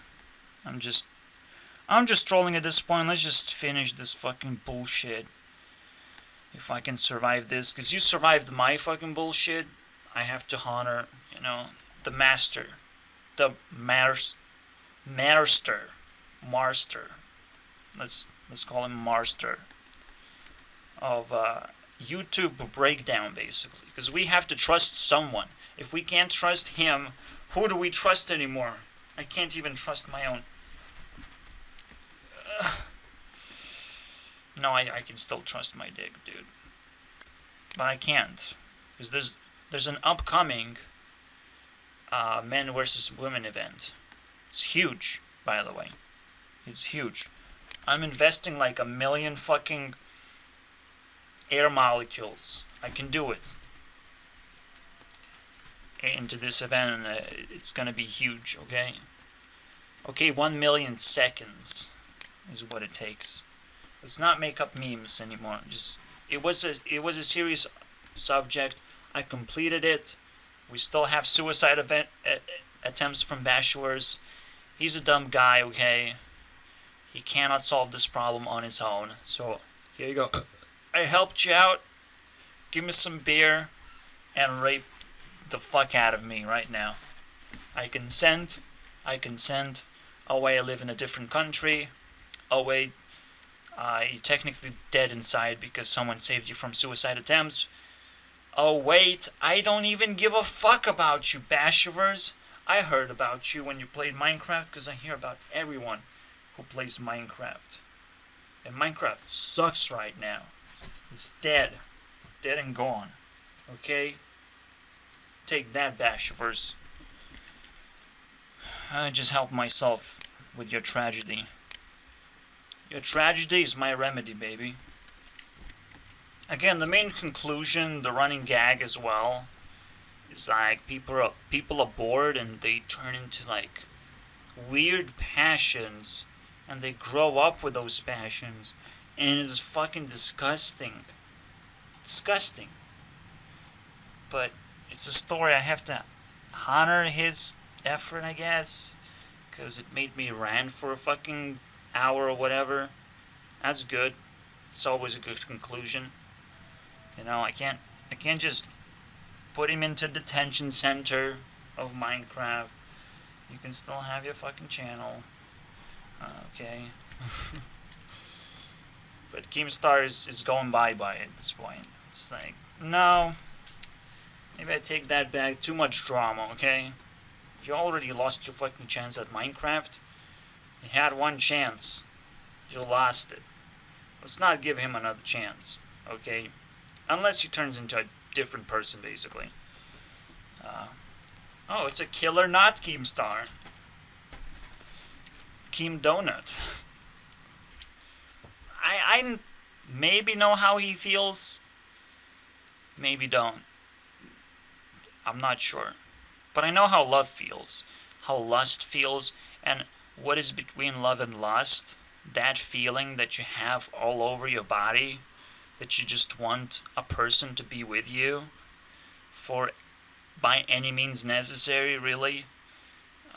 That sort of feeling. Like loneliness. Between love and lust, the feeling of loneliness. The feeling of grasping sand, basically. And wishing that someone was still there. How do you cope with that feeling? That's interesting, right? Let's put it in a buy later list. By the way, this is a big moment, right? So I had this feeling of loneliness. The first time the girl fucking walks into my room and basically spends like an hour maybe we spent together, and I'm like, I get so fucking lonely I cry for 30 minutes basically. That's the feeling. It's so fucking insane to even fucking comprehend. You know, anything could have went down, and the best thing that went down is like she crawls on my bed and she's in shorts and she's really fucking cute basically, and that's it, and I get to stare at it for a fucking hour, like wow, like and I cried obviously, probably just because of that, just because it was so stunning basically. That's it. It's a stunning. I was like, why did I cry for so long? What is this feeling? But it's an achievement basically. That's what a girl's supposed to do, and she should have done it better. To where like she can comfort me and she can even claim even more of that, credit. But she couldn't. She couldn't do that. She wasn't strong enough of a fucking woman. Maybe she grew out of that bullshit, and then when I, say that I cried, she would be like, "Wow, I should have seen that coming," and watch out for those fucking moments. Or I can comfort someone and be like, how do we fix this loneliness? This is a problem, right? You know, a feeling that you feel so problematic within yourself is a problem, is a fixable problem somehow. Right? You can fix loneliness somehow, fill it up with something that's promising in your life, basically. Opening your eyes to something, changing your life. Like, you have to adapt. It literally is when your entire life shatters on the floor because you have experienced something really, really magical, basically. That's it. That's what it was. Yeah. Great. It took me years, though, to figure out, as you can tell. Because this event happened right after my high school, meaning that it was 2012, so it's 8 years, actually. Wow. 2013, and it's technically 2014, but let's say it was 6 to 7 years, basically. So, that is nasty. That is nasty, guys. Now that I've grown and it's like a fun memory, like, I just appreciate it for what I have. It's okay, but I know I can be brought down basically to tears and to literal destruction of my life, even if I just see a girl and get to fucking shake her hand and like a hug.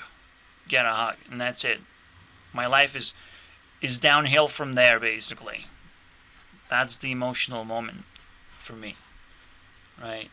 Is jumping over all the hurdles of life and getting a relationship, a taste, and then I'm probably dead for the rest of the life. Okay, I'll be busy, basically, clearing all the magical dust, from everywhere. I will not have a relationship. I did not have a relationship with that woman. We just hugged. And that killed me, okay? This is how I want to kill myself, okay? One hug, and that's all I get. That's the end, basically. Obviously, I'm preparing myself for quite a bit more, because people tell their stories. Oh, I had so much fun with girls. It's incredible. Wow. Okay, I'm interested. I got my fists ready in case you're telling a lie of some kind, but like, I'm interested. Let's go. Yeah, sure.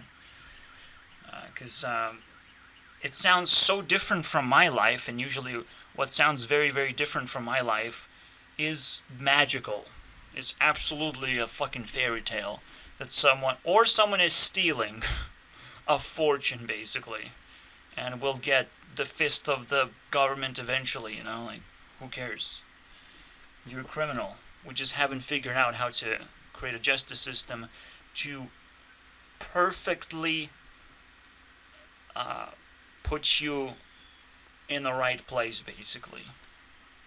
I love it when he says, like, new level of popularity. Minecraft universe. That's what you gotta hit, man.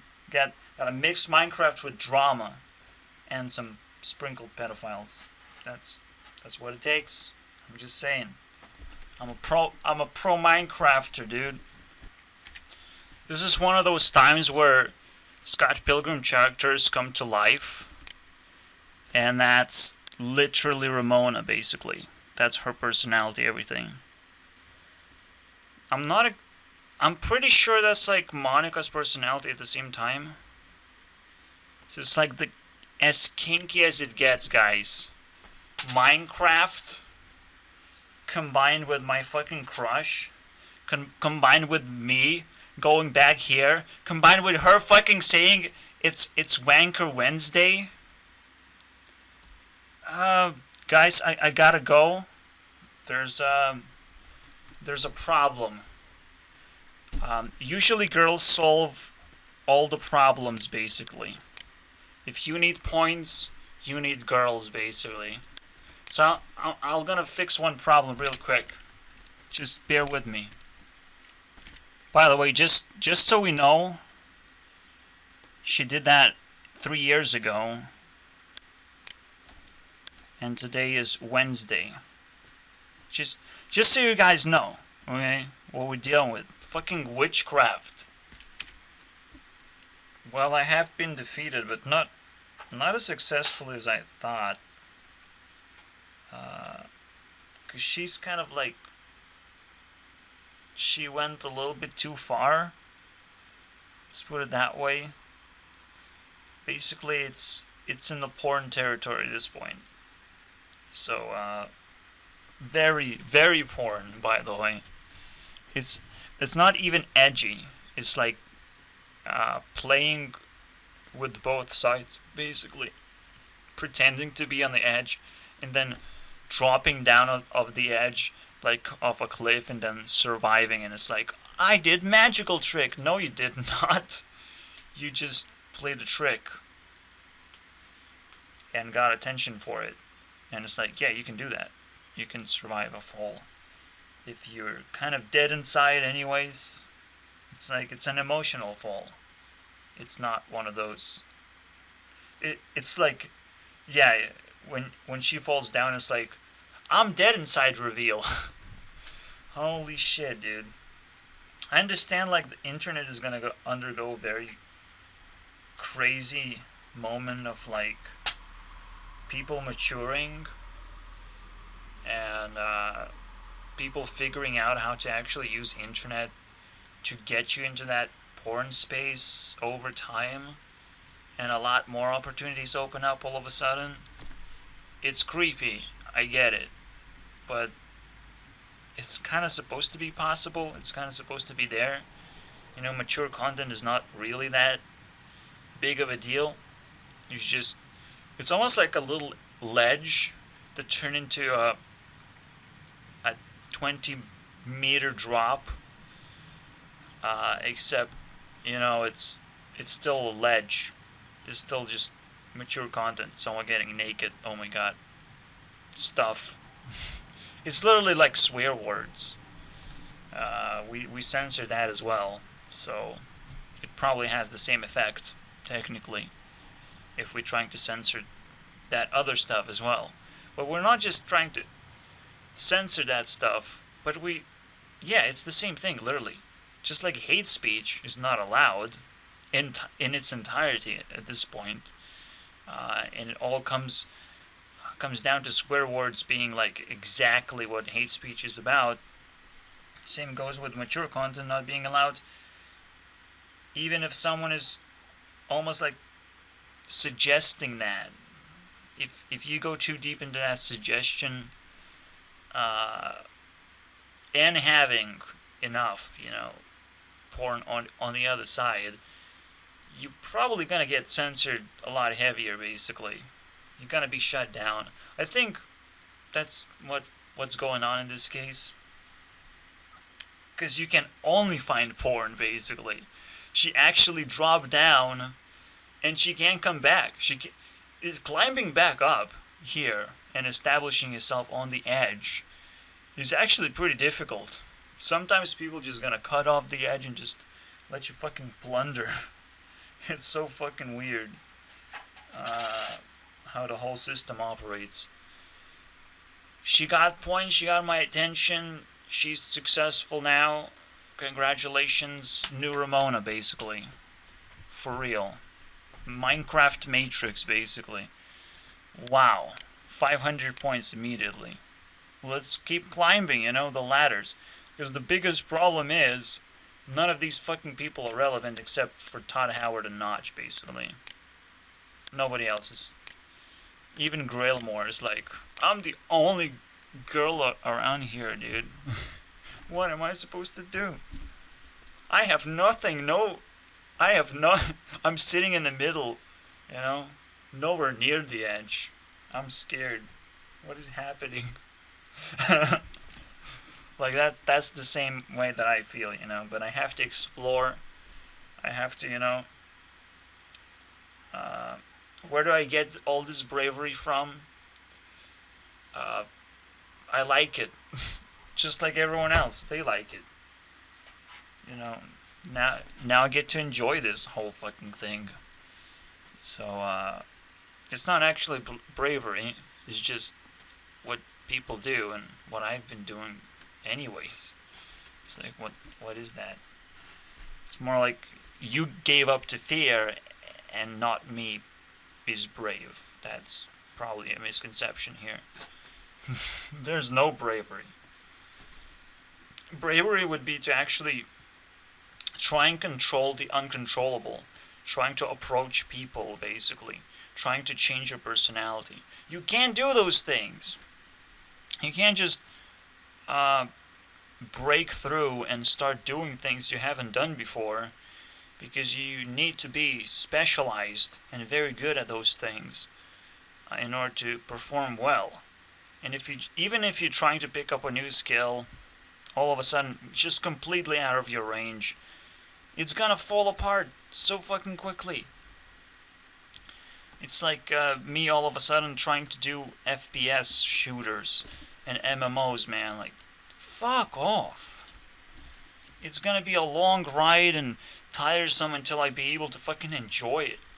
I have to still climb up some fucking stupid ass mountain that's called another personality, and when I get there, I will still feel uncomfortable for a long time until I somehow be able to juggle two personalities, and then it's still fucking complicated. Other people did it, and other people can have relationships with me and tell me how the climbing up process works, how all this shit works, and then we try and fucking bunny hop basically in each other's spots, just to see if it works. If there's a magic trick that teleports us into each other's lives, even for a brief minute, like, there's a lot of things you have to do basically in life, and it's not about bravery, it's about common sense, right? That's where I get my bravery from. Common fucking sense. If something doesn't feel right, investigation, and let's fucking do this. Let's find something that I'm comfortable with. That's it. I'm just seeking comfort.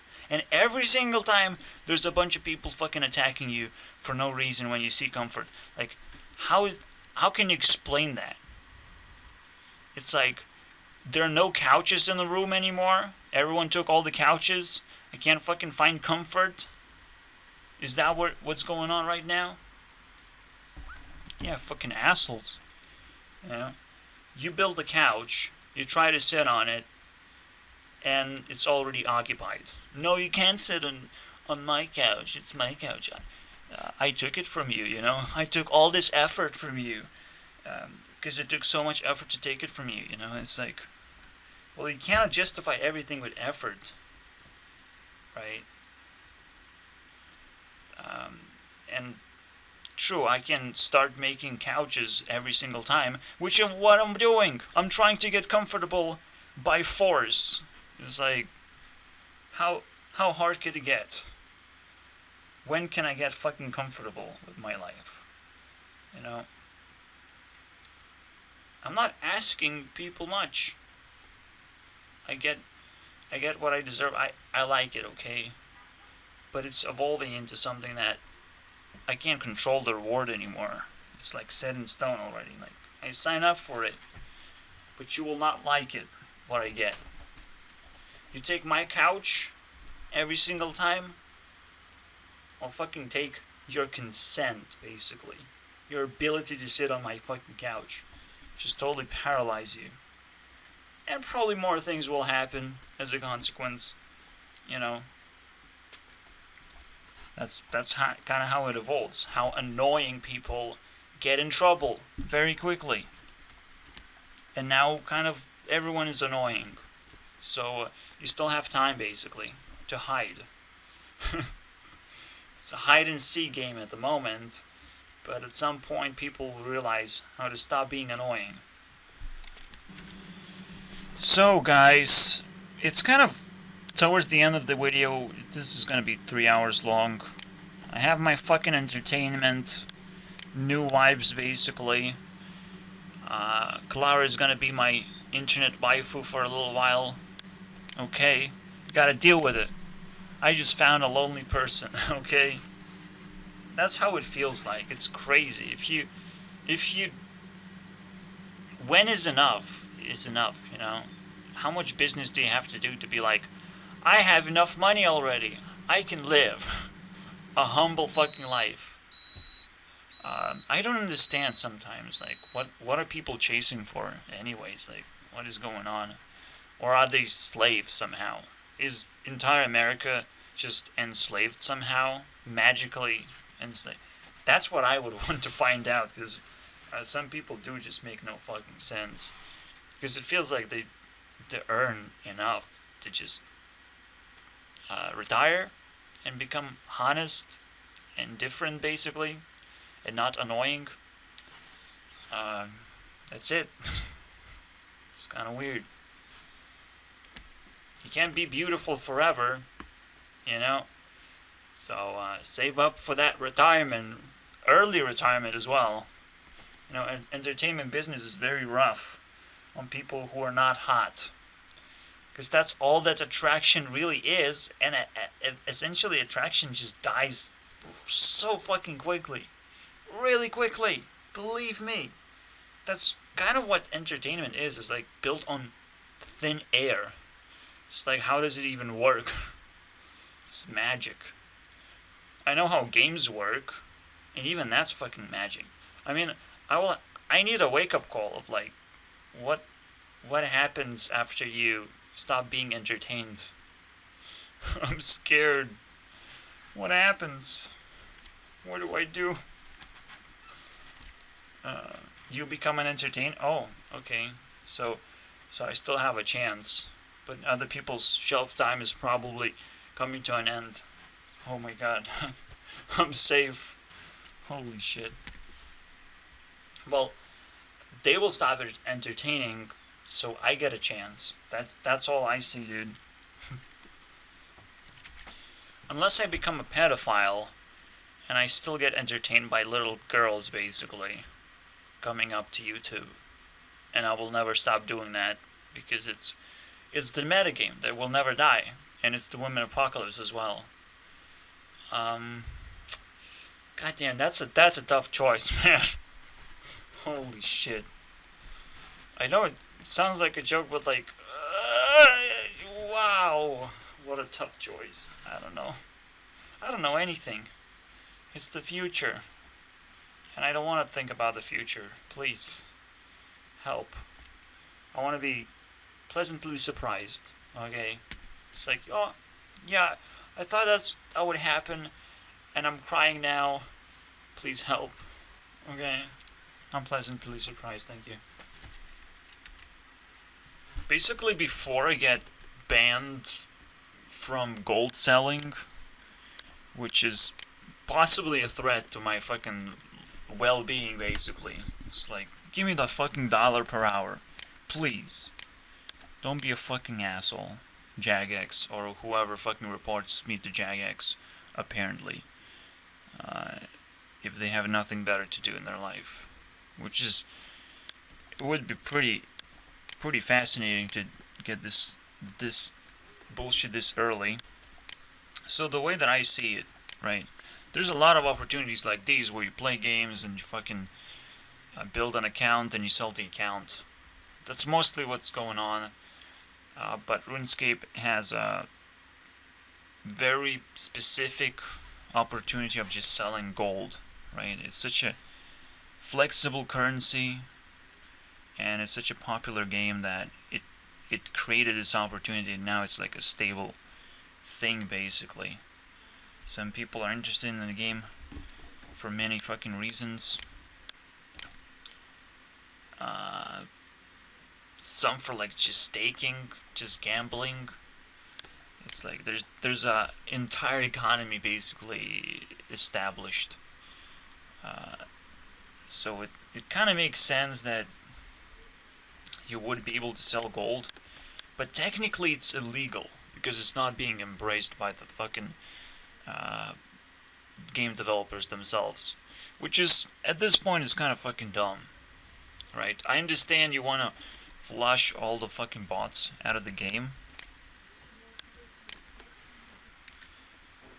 I mean, if they wanted to get money, the first thing Jagex does is discourage flipping, basically.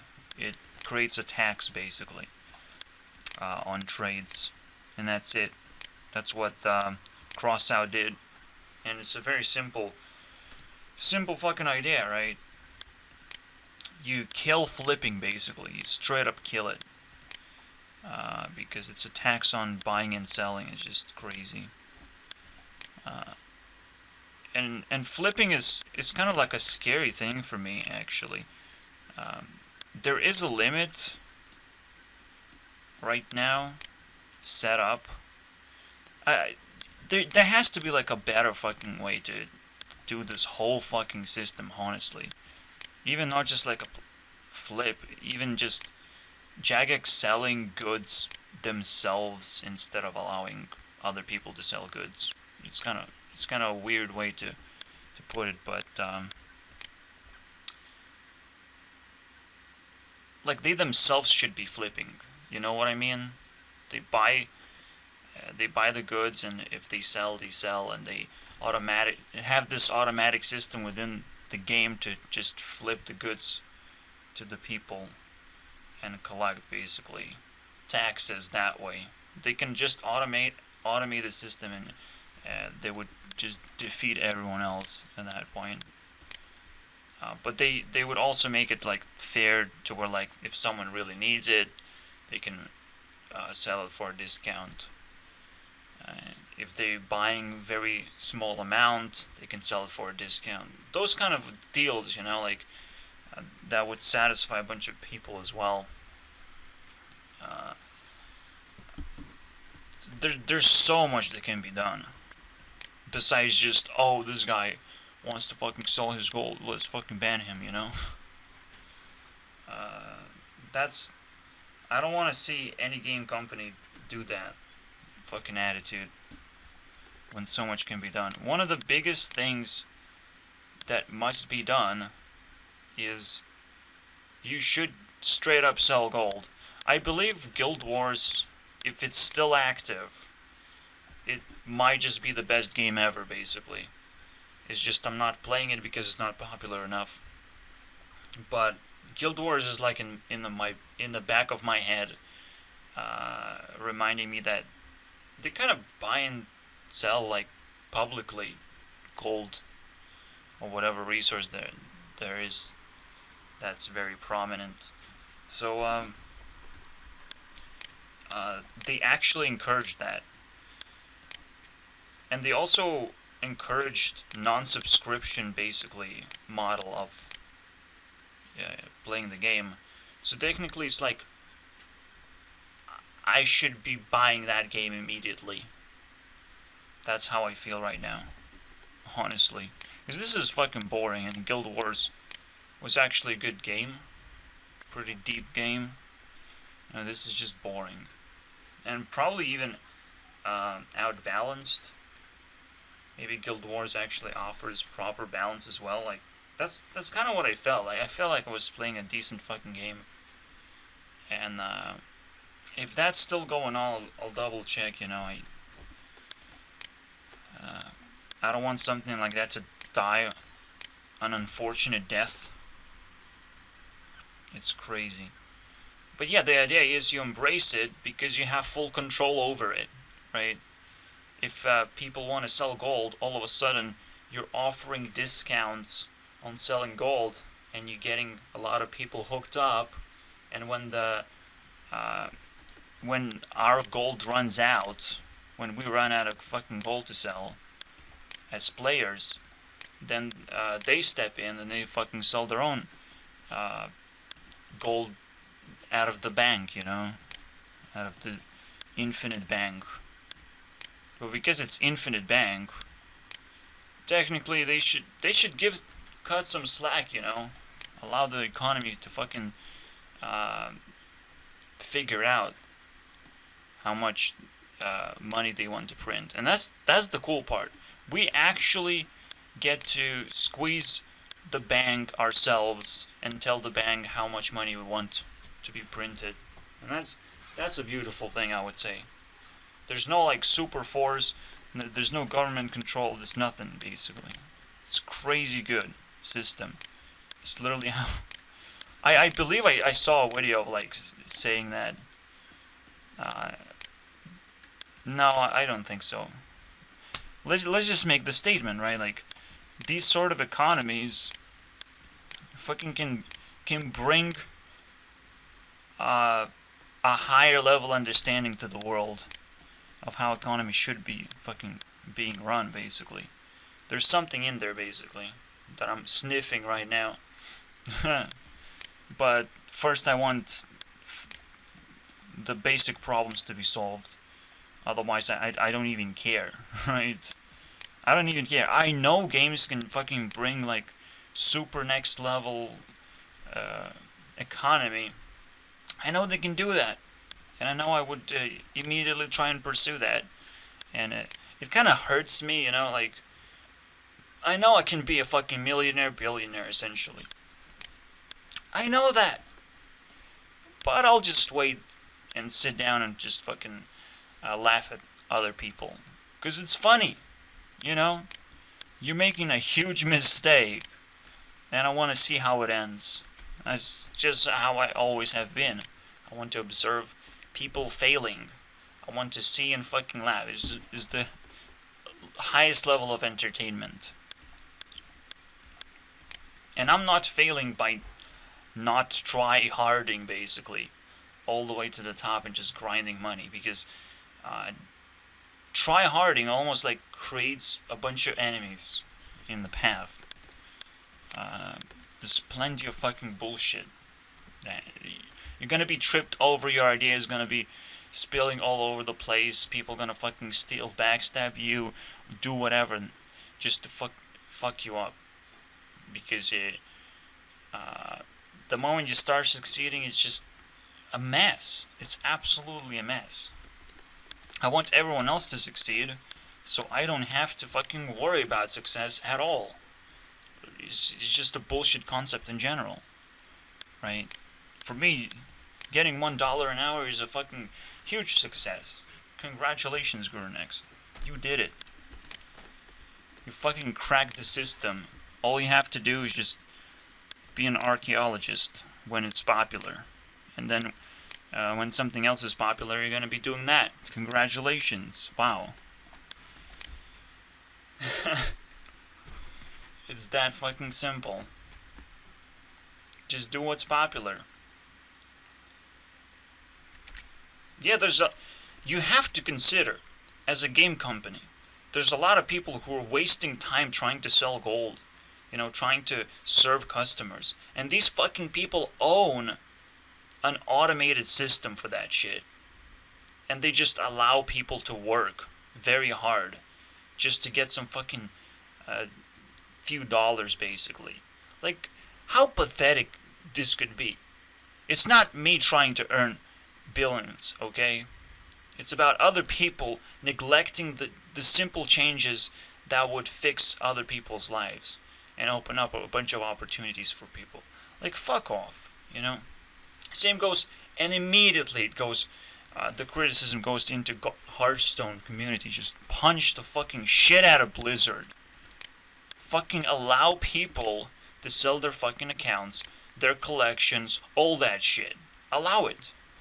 Or go to fucking hell, basically. Allowed to sell cards. Allowed to sell dust. Make it even more explicit, basically. If you can't fucking do that, it's pretty much game over, right? People are still gonna throw trash at Hearthstone and say that it's too expensive, it's too fucking bullshit. Regardless whether they implement this fair system of opening packs or whatever, a lot of people are still not gonna fucking buy into this shit because it's just kind of not fair, you know? People are just wasting themselves trying to get their collections filled, and then they realize, well, oh wait, it's just a game. I can buy another game that's way cheaper, and I don't have to fucking spend uh, eternity. Eternity of my work, basically, on Hearthstone. It's fucking stupid. But it's a game everyone should play, and everyone should be able to enjoy it. And I'm sure a lot of people are working on, like, budget deck solutions. I mean, I saw some good stuff, and it's good. But the real budget deck solution is to try and find fun, basically, in the game. And in the cheap format, just literally create your own game mode at that point, and try and establish a community of just having fun, stealing fun from Hearthstone. That's what I want to fucking see right now. Just if you wanna really beat up Blizzard right now, just beat the shit out of them by stealing fun. And you complete quests, right? You get your fucking gold, you open some fucking packs, who cares? But you have all these amazing rules that allow you to play budget decks almost like competitively, because there's a whole community for that. You know, that would be fucking sweet. And probably everyone just automatically goes to that community, especially if they have even better ladder system, you know? Even better. And it automatically, all matches are being monitored, you know. Automatically you're collecting statistics of, like, prominent people. There's a community of, like, top tier people who are very popular, basically, and that's it. That's all it takes. And it's almost like you need a community that harvests popularity as well. So people can actually release videos and expect views when two dudes play against each other, you know? There's nothing worse than two boxers that you know nothing about boxing somewhere in the wilderness, and you don't care. There's nothing worse than that, because you don't fucking care. But Logan Paul steps in, and it's like, holy shit, it's the biggest event ever, even though it's still garbage, because he doesn't belong to any community. And this whole event was a flap. It's like, what is this? It's a stunt, you know? It's not exactly anything special. It's just a stunt. Something to remember him for, you know? He just wants to be remembered, I suppose. But all we're gonna remember him for is killing himself in Suicide Forest, you know? You know, that's how your life ends, you know? You just figure it out. Congratulations, Logan Paul. and still, my viewpoint is still the same, that Suicide Forest is like, it's like milk. It's very mild offense. I don't see anything wrong with that. It's just a dead body. It's just awareness of what this forest is identified with. Is it like boobs? It's worse than boobs is dead boobs? I don't understand, dude. It's literally that same filter mechanism of people, of like, this is bad, let's report, let's make a fucking drama out of this is fun. It's literally monkey business at this point. There's no way to fucking define it. I'm speechless. I mean, Minecraft exists, and it might just be the worst offender of this madness of money making. I don't know, dude.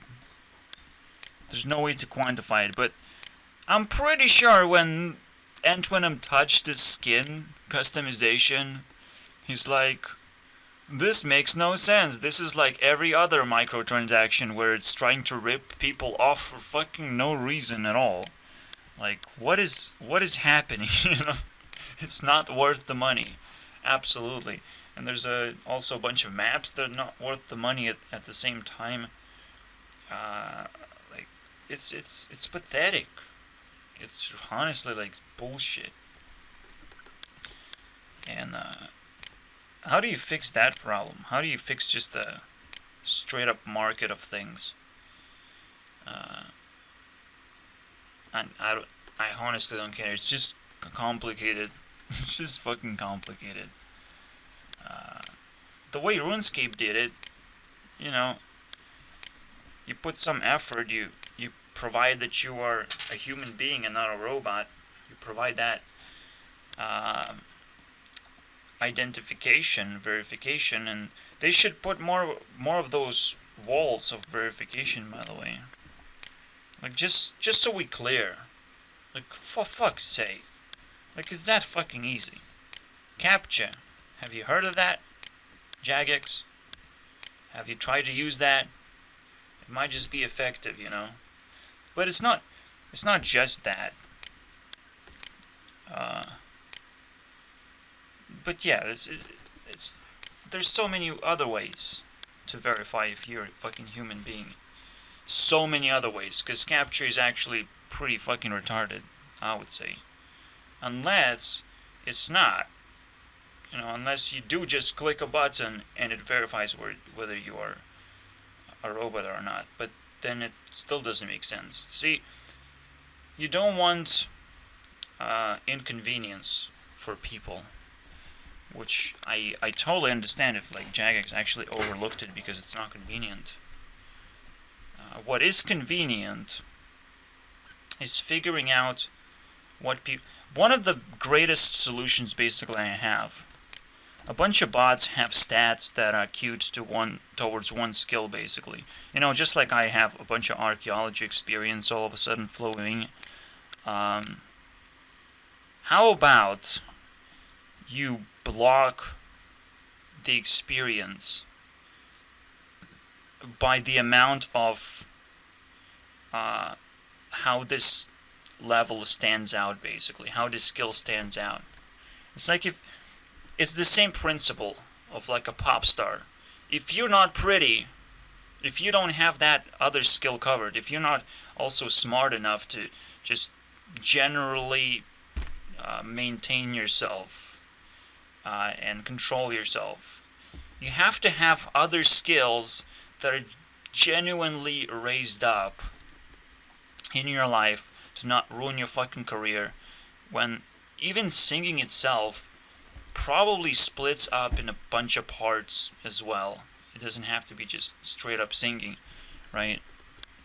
At the same time, these activities, if you really want bots to not fucking just completely destroy you, you have to give a bunch more bonuses. I saw like the spirit theory or something flying around when you're doing archaeology, and it gives you like 10% boost or something, and it's like chase that spirit for 10% boost. It's just absolute garbage.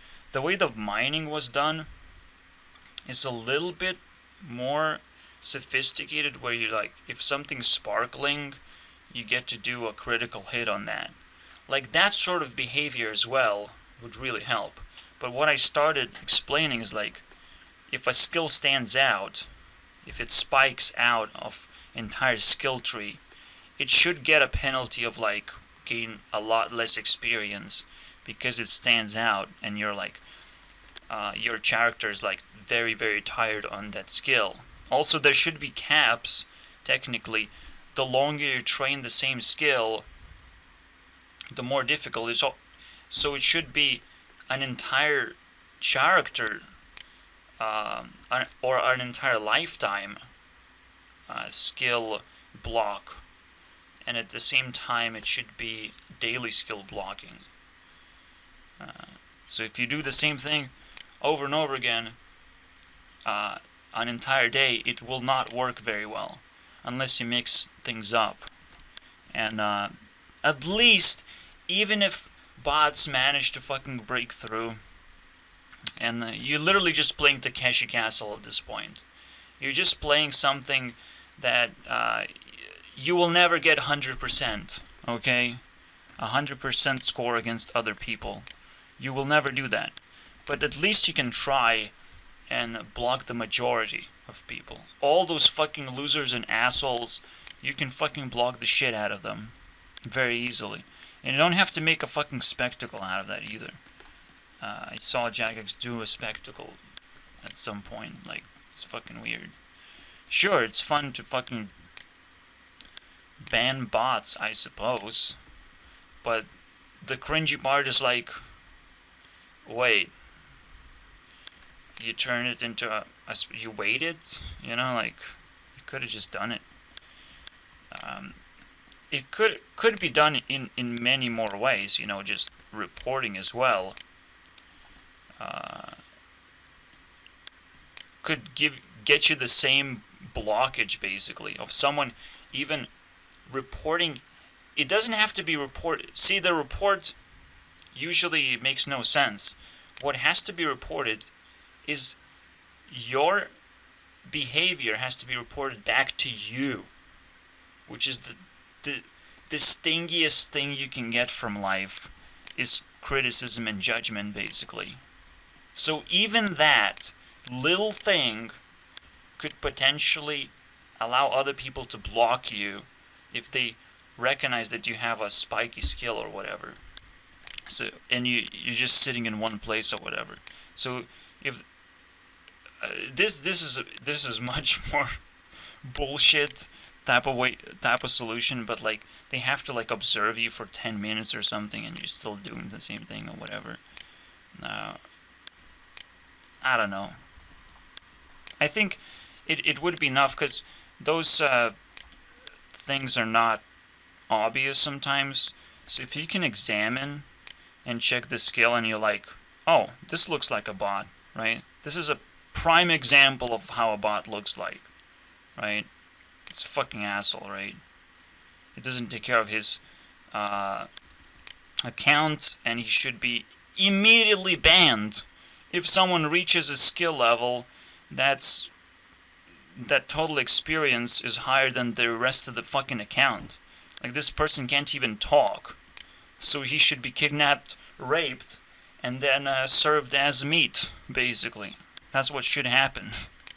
Like, fuck off, dude. Think about real life consequences of not having all the skills required for your survival, basically. For sustainability of a skill that stands out. If you stand out in life, you're gonna have a very hard time, basically. It's like being Takeshi 69, you know. If you look like a clown, people gonna treat you like a clown. And it's gonna be a very rough life, dude. Eventually gonna end up in prison, I believe. That's the conclusion right there. No, but like, seriously. All of this makes sense, and it's not being implemented because people are not bringing it up, you know? People are not intelligent enough. So fucking listen and obey. If you want to ban me, at least also send that extra message to Jagex of like, ban this asshole because he said, you know, that skills should be, you have to figure out the words for it, if you understand what I mean. Basically, all the dry accounts should be penalized incredibly. And imagine this, right? Then the economy sort of changes, right? If you have access to these sort of materials at early levels, the bots cannot actually achieve very high levels then. Even if they exist, they just have a very, very hard time achieving high levels. Because if you're botting in masses, basically, in massive numbers of accounts. So it's gonna lock people out from achieving like high tier goods, basically. And we get to fucking enjoy maybe even more complicated gameplay at the same time. Like, if you're leveling up, the gameplay should actually get more complicated. Why not? Fuck this shit. Things should stack up somehow. It should be interesting. It sort of does with archaeology, because there's more and more collections that are open to you that you can kind of complete, I guess. But Archaeology is actually super boring skill. It's very poorly done. It's probably garbage, really. I honestly don't give a fuck about archaeology. The moment I fucking saw it, it's exciting at first, and then it's like, it's just another skill. And this one in particular is not that interesting at all. But it gives bonuses, so I want bonuses, and I'm actually waiting for a nice level up. You know, when you're creating a blockage or a decrease the amount of experience people get, you also can boost people who are not bots, right? Everyone else gets the bonus experience for playing by the rules of just sanity, you know? Very sane rules of like, if you're a normal player, you're gonna explore what the game is about, and you're gonna just get the skill points as well. These things add up, and they're very important, I would say. Skill level. Like, that should be important, right? Your total knowledge level, or whatever. But I don't want to highlight it. I'm just saying it's almost like the age of the account, technically. Your skill, overall skill level. And in order to reach higher level, you do have to visit every skill. You do have to just walk through this entire catalog that the game has to offer. Catalog of things. Now then immediately the question is, what are the worst fucking skills that should just be annihilated immediately? And rune crafting, slayer, fire making, get the fuck out of this game, dude. And never come back. Probably farming too. Farming has to just be completely changed, in my opinion.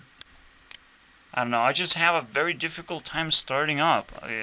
Like, you need an entire fucking tutorial of how to do farming. How to open up your own farm and all that shit. I don't want to fucking do any of that shit. I want things to be available to me from the very beginning.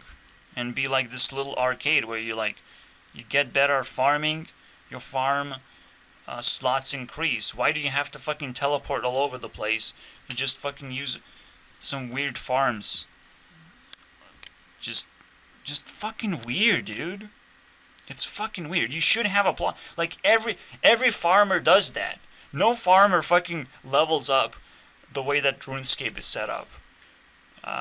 Where you just run around the world and just pick up fucking shit, and seed things up. Like, this fucking bullshit. Every farmer has their own fucking farm, and they expand it based on their capacity to do business, right? Like, that's it. That's where it ends. Divination, fucking bullshit. It's probably another slow grind for nothing, literally. Probably you can teleport somewhere. I don't care. I don't care how it works. I actually haven't used it yet. But I can't wait. I can't wait. But it seems like such a stupid skill that literally doesn't do anything. Agility is also very annoying. Like, probably the most annoying skill, considering like rune crafting and slayer is already annoying. Agility is like the slowest and the most annoying skill ever. Even though I got experience, right? Like, but you have to be very, very active. At Slayer, you don't have to be active too much, and rune crafting is just a meme, basically. So you just have to do it. Just fuck it. We'll figure out rune crafting. I like memes. I don't give a fuck. But it just amazes me how fucking broken some skills are, and they still stacking up skills like, oh, we can We can figure out a new skill. That's very nice. Ah. Everyone enjoyed all that other bullshit.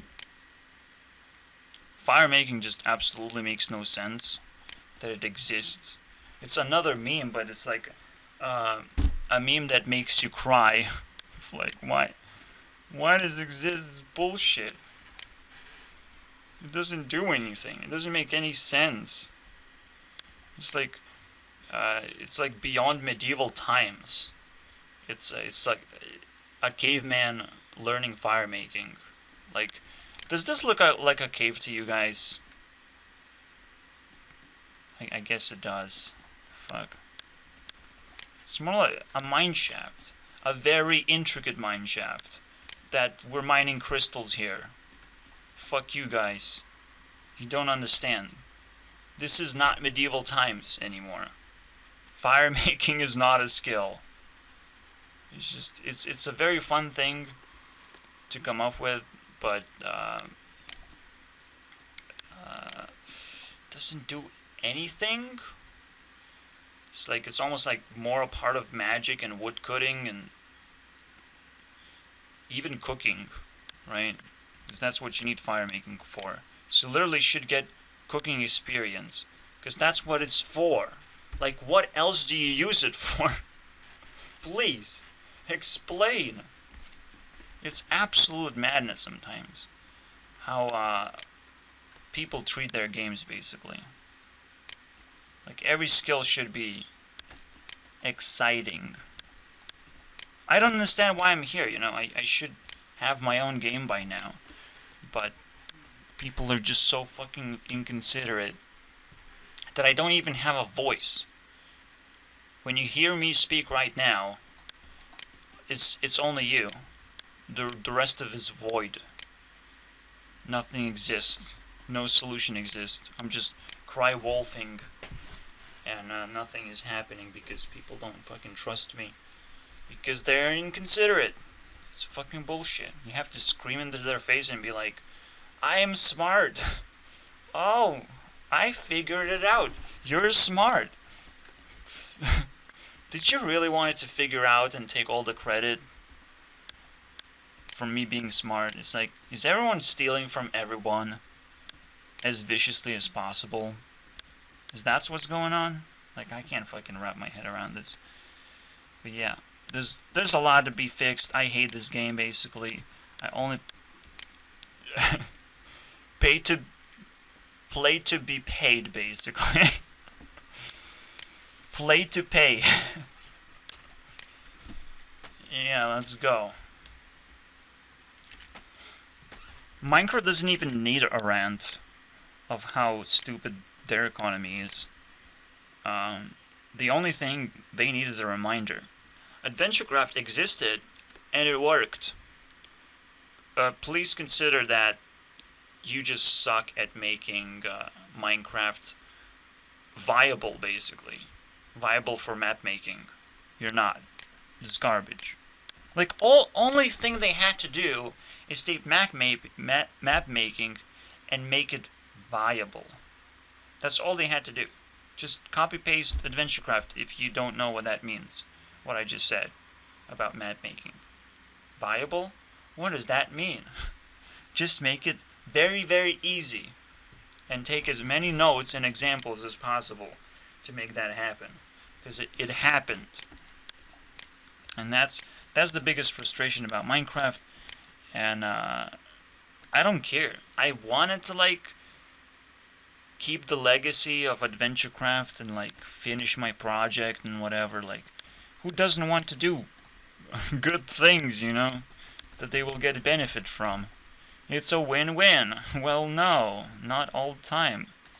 If people are stupid, you're just being smart, and then you're being lonely at the same time after you do it. It's like, well, I did it. I don't know what you did, so I don't give a fuck, you know? It's like, oh wait, you have money. Now I care. Now I'm gonna investigate, you know? Investigative journalism is gonna attack you because you have money. It's like that. That's when things just fall apart real quick. So yeah, I mean, a lot of the times, if you want a game to flourish, all you have to do is just open up the possibility for people to earn money, and they will flock in and create this weird economy and interest in the game. It's just very, very simple. And all you have to do is be this fucking stupid, shitty game where literally do nothing. Like, it's not even interesting for me to earn money. The best I can do is, like, flip something. And flipping as well is, like, should be just as illegal as selling gold. You know? Just like I explained. But yeah, you have to follow the almighty Mr. Beast footsteps and just reward people for giving you a publicity stunt, for pushing your channel forward. Just allow people to fucking do that. Challenge them. It's so fucking simple.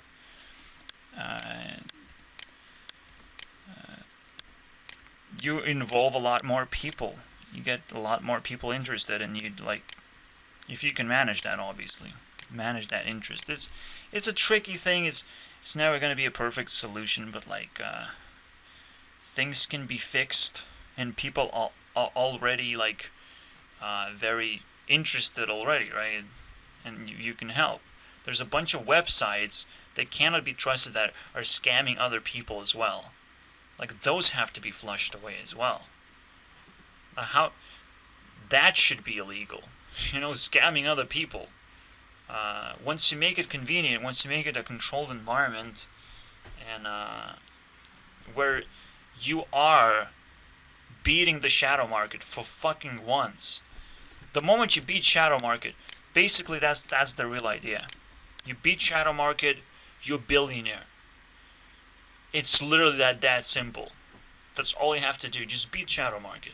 Just beat, you know, people like selling drugs. Figure out how to beat that. You know, and the government is like, well, I can do that. I can beat shadow market right there.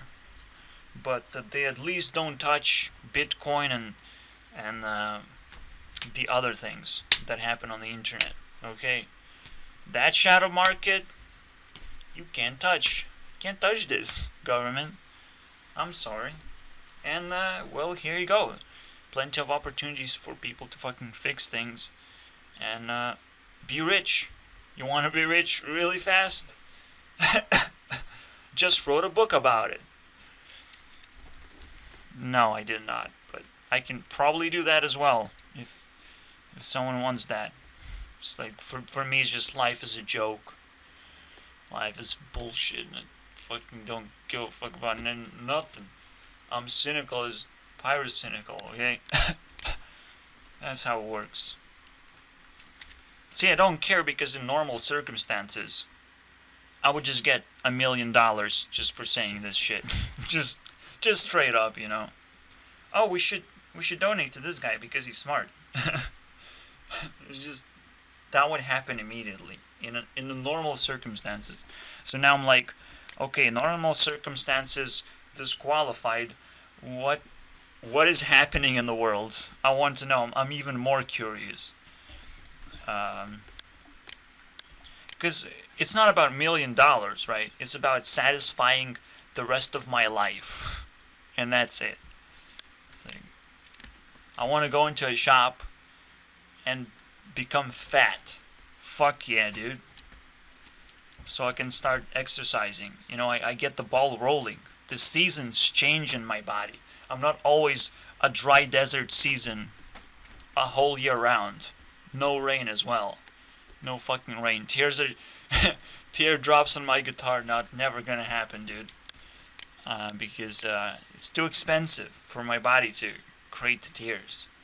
At the same time, I don't have friends. You know, I cannot make friends by force them to be my friends. I don't have a fucking million, okay? I'm sorry about that. And then that's the thing. The biggest thing is it's a one-time cause, basically. It's like, if I live in poverty and I'm a smart guy. It's like, just give him a fucking million, dude. Like, why do I have to jump into a stock market and juggle fucking numbers in there and play with it? When it's at the same time, it's like risk taking as well, and it's a lot of research. I know it would be fun, but I'll just I'll just play a baby stock market game called RuneScape. It's the same thing. So if I want to learn something, oh wait, I don't. It's work. You know, I don't want to fucking do work. Fuck that shit. But then it's like, yeah, I get it. That's what's going on. A lot of people are enslaved, and they hate everyone who doesn't do work, even though you technically almost don't have to. On average, if you just get the best opportunity in life, or if there's basically technically a job already of just helping other people to get the best opportunity in life and just researching that.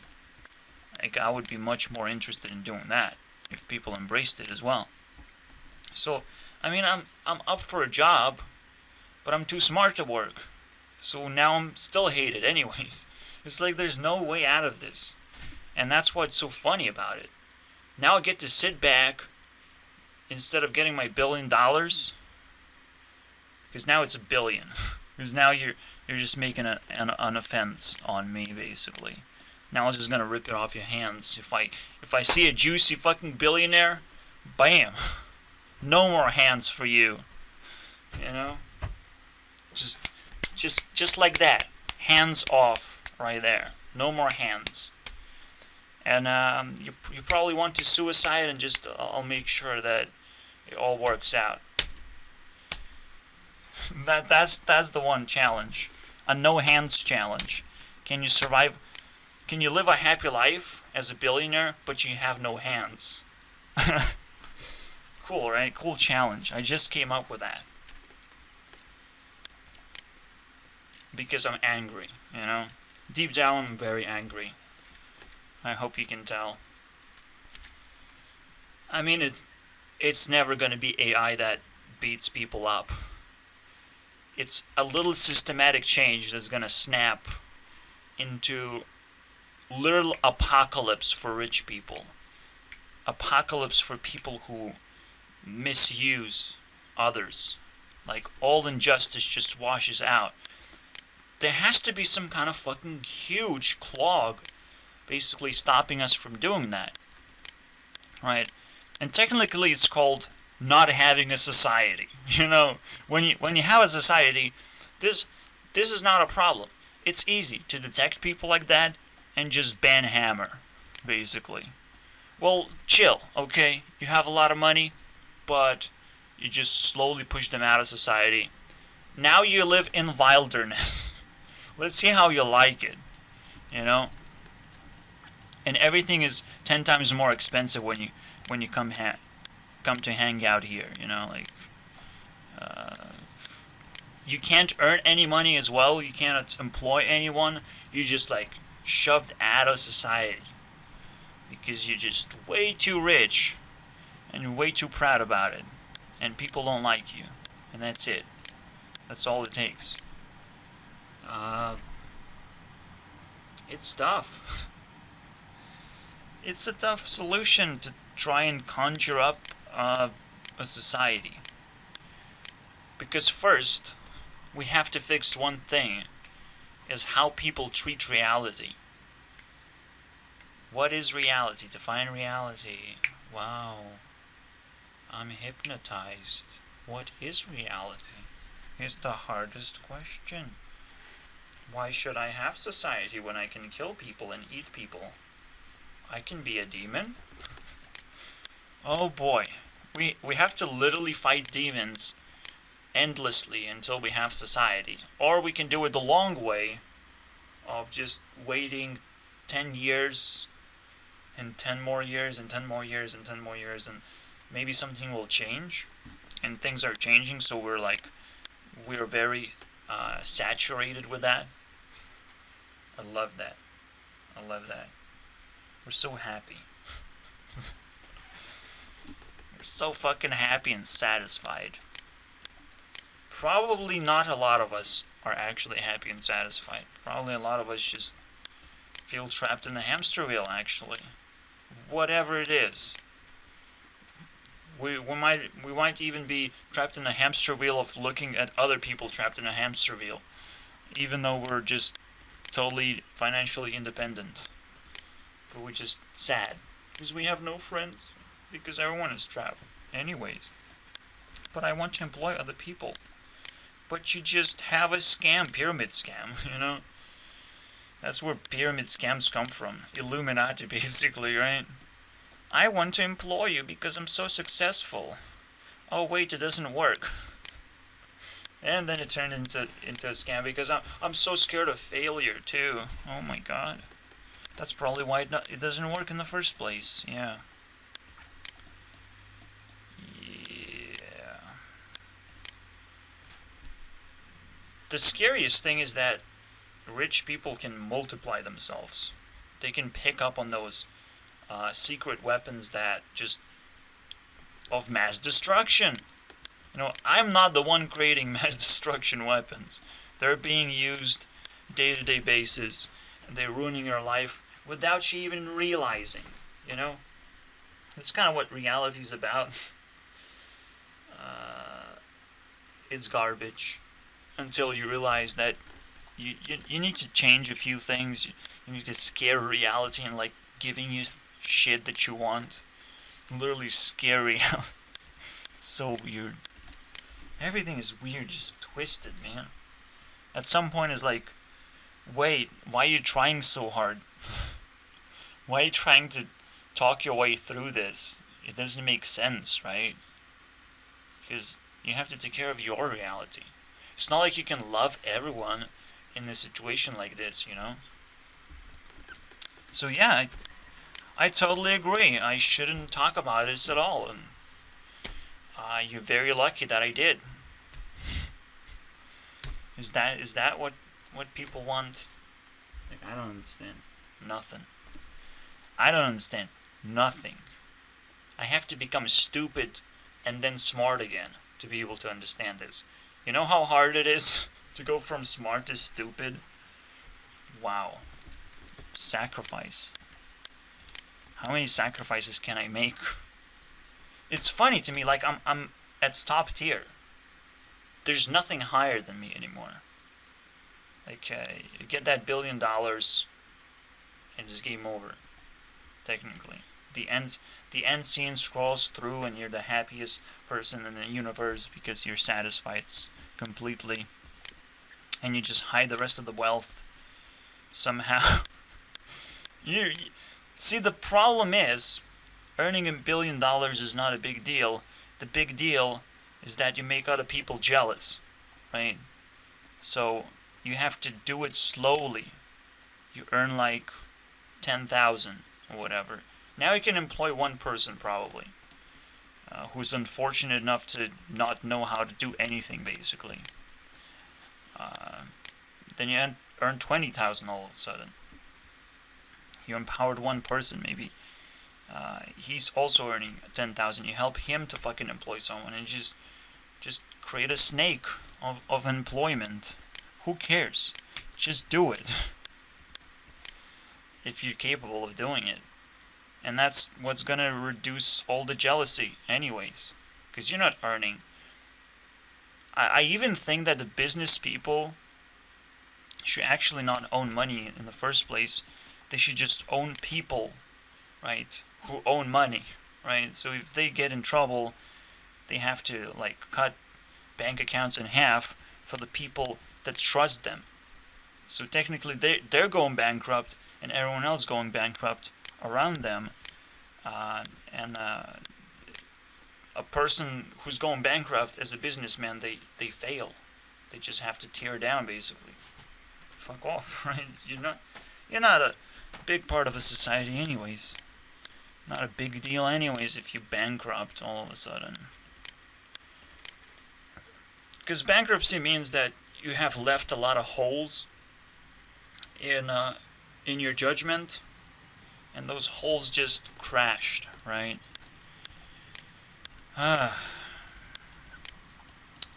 Makes me sad thinking about it because that's literally this description of economy. You know, there's a bunch of holes. Is something happening yet? Because that's what you expect.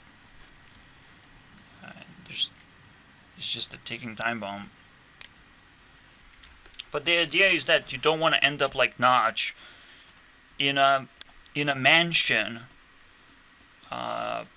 potentially lonely, potentially like not understood, potentially not capable of fully helping other people, because you haven't followed the instructions of employing and empowering people and building businesses, basically. Just building one business is not good enough. And that's where, the skill tree comes into play yet again. You really want to make a successful game? Okay. See, I'm prepared for that, but I'm also not, because the longer I live, the more I realize that I don't actually know how to handle any of this shit, and I don't want to handle any of this shit, and I would rather not do any of the shit, just play RuneScape all day, and that's my life, okay? And I would be fucking proud of my life, because I can employ a bunch of people now. Infinite amount of people, dude. Not really, but yeah.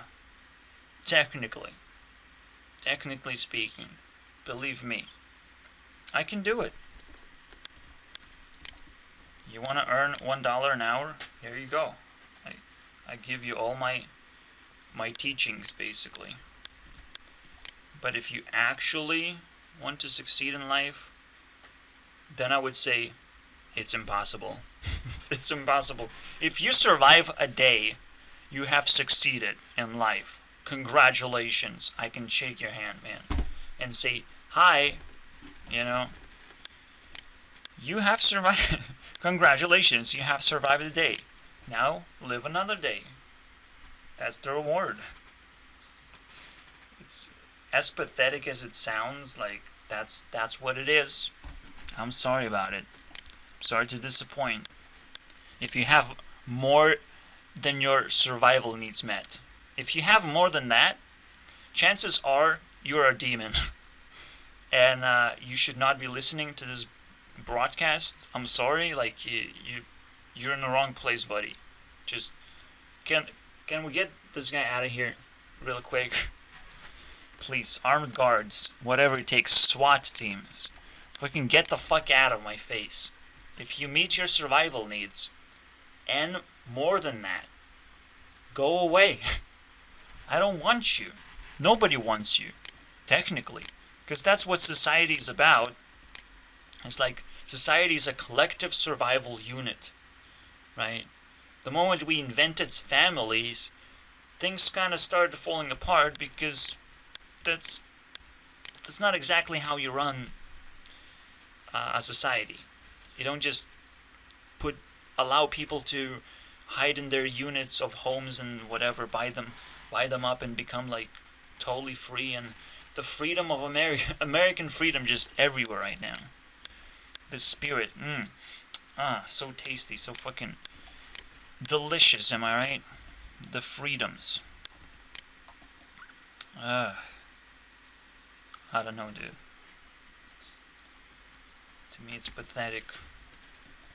Like, even the families don't work as a concept. Even that is too far fetched, of like thinking that families are a stable unit. It's always in trouble. Parents are always in trouble. Even raising one child like myself. I'm fortunate enough to be just one child of shitty unit of parents who can't afford a child, basically. And a lot of people can't afford a child because they're so fucking dumb. They're just so dumb. But my parents just kind of squeezed a child, and I succeeded, in life. Like, I survived, and I'm smart, and I'm fucking proud of myself. But holy shit, some parents just squeeze out a turd, and that's what ends up being, because government just doesn't give a fuck of like, we should probably give better parents, create better parent. If family units were such a big deal of society, society would actually care of what family units you have, right? Society would have a big say of what you can marry or not. Technically, you can feel the remnants of like friends gossiping of like which person is good, and gold digging, influencing that you need a rich person, you need someone well established. You gotta get something good, and you have to be good as well. You have to look pretty and shit. Yeah. Let's take it from that perspective. It's so fucking disgusting, though. But it's a tradition, I guess. It worked. Okay, I'll take it. I'll take what works. But never ever to come up to me and be like, it worked. It's the best thing ever. There's nothing better than that. You can't do that. You can't claim that it's the best, is the only solution. It's probably not, and it's probably the most default, the worst solution that we have made that works, We always have to challenge every single concept that we're presented with, and only then can we find actual solutions to things. So how would you craft relationships then? How would you craft your family unit then? Who gets to breed children, basically? It's a tier list, right? Just like I said, there are a bunch of breeders in tier 1. You have nothing to do? Make a fucking child. See how easy it is to do that. And then you fucking appreciate life then. And then you're gonna be like, oh, I kind of want it to be tier 2, and they're gonna give you a taste, okay? They're gonna give you a smell of freedom. And you're gonna be like, I'm gonna finish growing up children because that's a nightmare. Tier 2 is a nightmare. If people can't handle it, they're gonna be so happy to just come back, from a nightmare and wake up. But, I can barely handle tier 4, okay? Please, there's a bunch of smoke already everywhere. It's 3 hours, okay? 3 hours of ranting. Happy 3 friends, basically. Trigger happy friends. That's what I am. Made out of tiny bacteria that want to talk to itself. And create more of these cards that I just did. Card game. Okay. That's probably what you want to do, is say okay. Okay. And you just walk away. So yeah, the idea is low tiers deal with childbirth. Okay, deal with this bullshit. Because they praise pregnancy so much, like, might as well fucking give it to them. You want to really experience bullshit in your life? It seems entertaining, really? Okay. Take it. Then you have tier 2 that basically let children get educated, right? It's the education system at tier 2. It's the creativity center, right? It's all the creators. So you grow up doing that, and then the businessmen. It's like when you're starting to mature and everything. When you're starting to learn about relationships and how to trade. That's the first thing you have to learn in relationships, is ability to trade. Fuck you, dude. And the 4th tier, ladies and gentlemen, 4th tier means get the fuck out of my fucking place, okay? It's my platform. YouTube is my platform, and that's what it means. Fucking fight me, okay? That's what it means. Fucking make a video, fight me for 3 hours, they'll fucking respect you. This is not about trade. This is about fucking pure and utter respect and trust. How do you fucking create one of those? Figure it out by really, really, really, really hard work. and really, really scratching your fucking head around everything. Okay? And purifying yourself from all the weights of the world weighing you down and not teaching you the fundamentals of fucking life that will get you here. To learn what trust is, what actions you have to take in life to just establish yourself as a fucking human being. I mean, I'm scared myself, like, every single time I bring up, like, I'm tier 4, like, ugh. Eventually, it turns into a meditation, and it can be countered. Okay? You always have to be, like, vigilant as well, and just spin around, like, terrifying. It's almost like the tier list is spinning. It always tries to capture you, basically, if you don't. It's like a whirlwind effect sucking you in. But it can only suck you in, and that's the most important part, if it starts rewarding you. If it starts giving you attention and all the things that you want in life. Right? In high level proportions as well. If something blows up in your life and your life starts to change significantly. If a celebrity looks up to you all of a sudden. If that sort of change starts to happening, that's when you are being sucked in. Otherwise, you're growing as fast as a fucking butterfly, I suppose. If that's a good analogy. But that's how different it gets, right? From stupid fucking worm into a butterfly. That's a big difference, I would say. People always reference this. When they want to express what beauty is about, what growth is about. But for me, turning into a butterfly means that you're establishing yourself. That you're actually taking the rewards, and instead of just traveling into the next tier and next tier and next tier, the biggest deal is how do you handle the rewards, right? This is the biggest challenge. But you still have to be waiting and preparing yourself for that shit, and day on and day out, basically. It's an endless process. And you should even be happy that your life almost inevitably will present an opportunity for you to establish yourself and claim that success that you deserve, basically. It will give you. I'm pretty sure about that.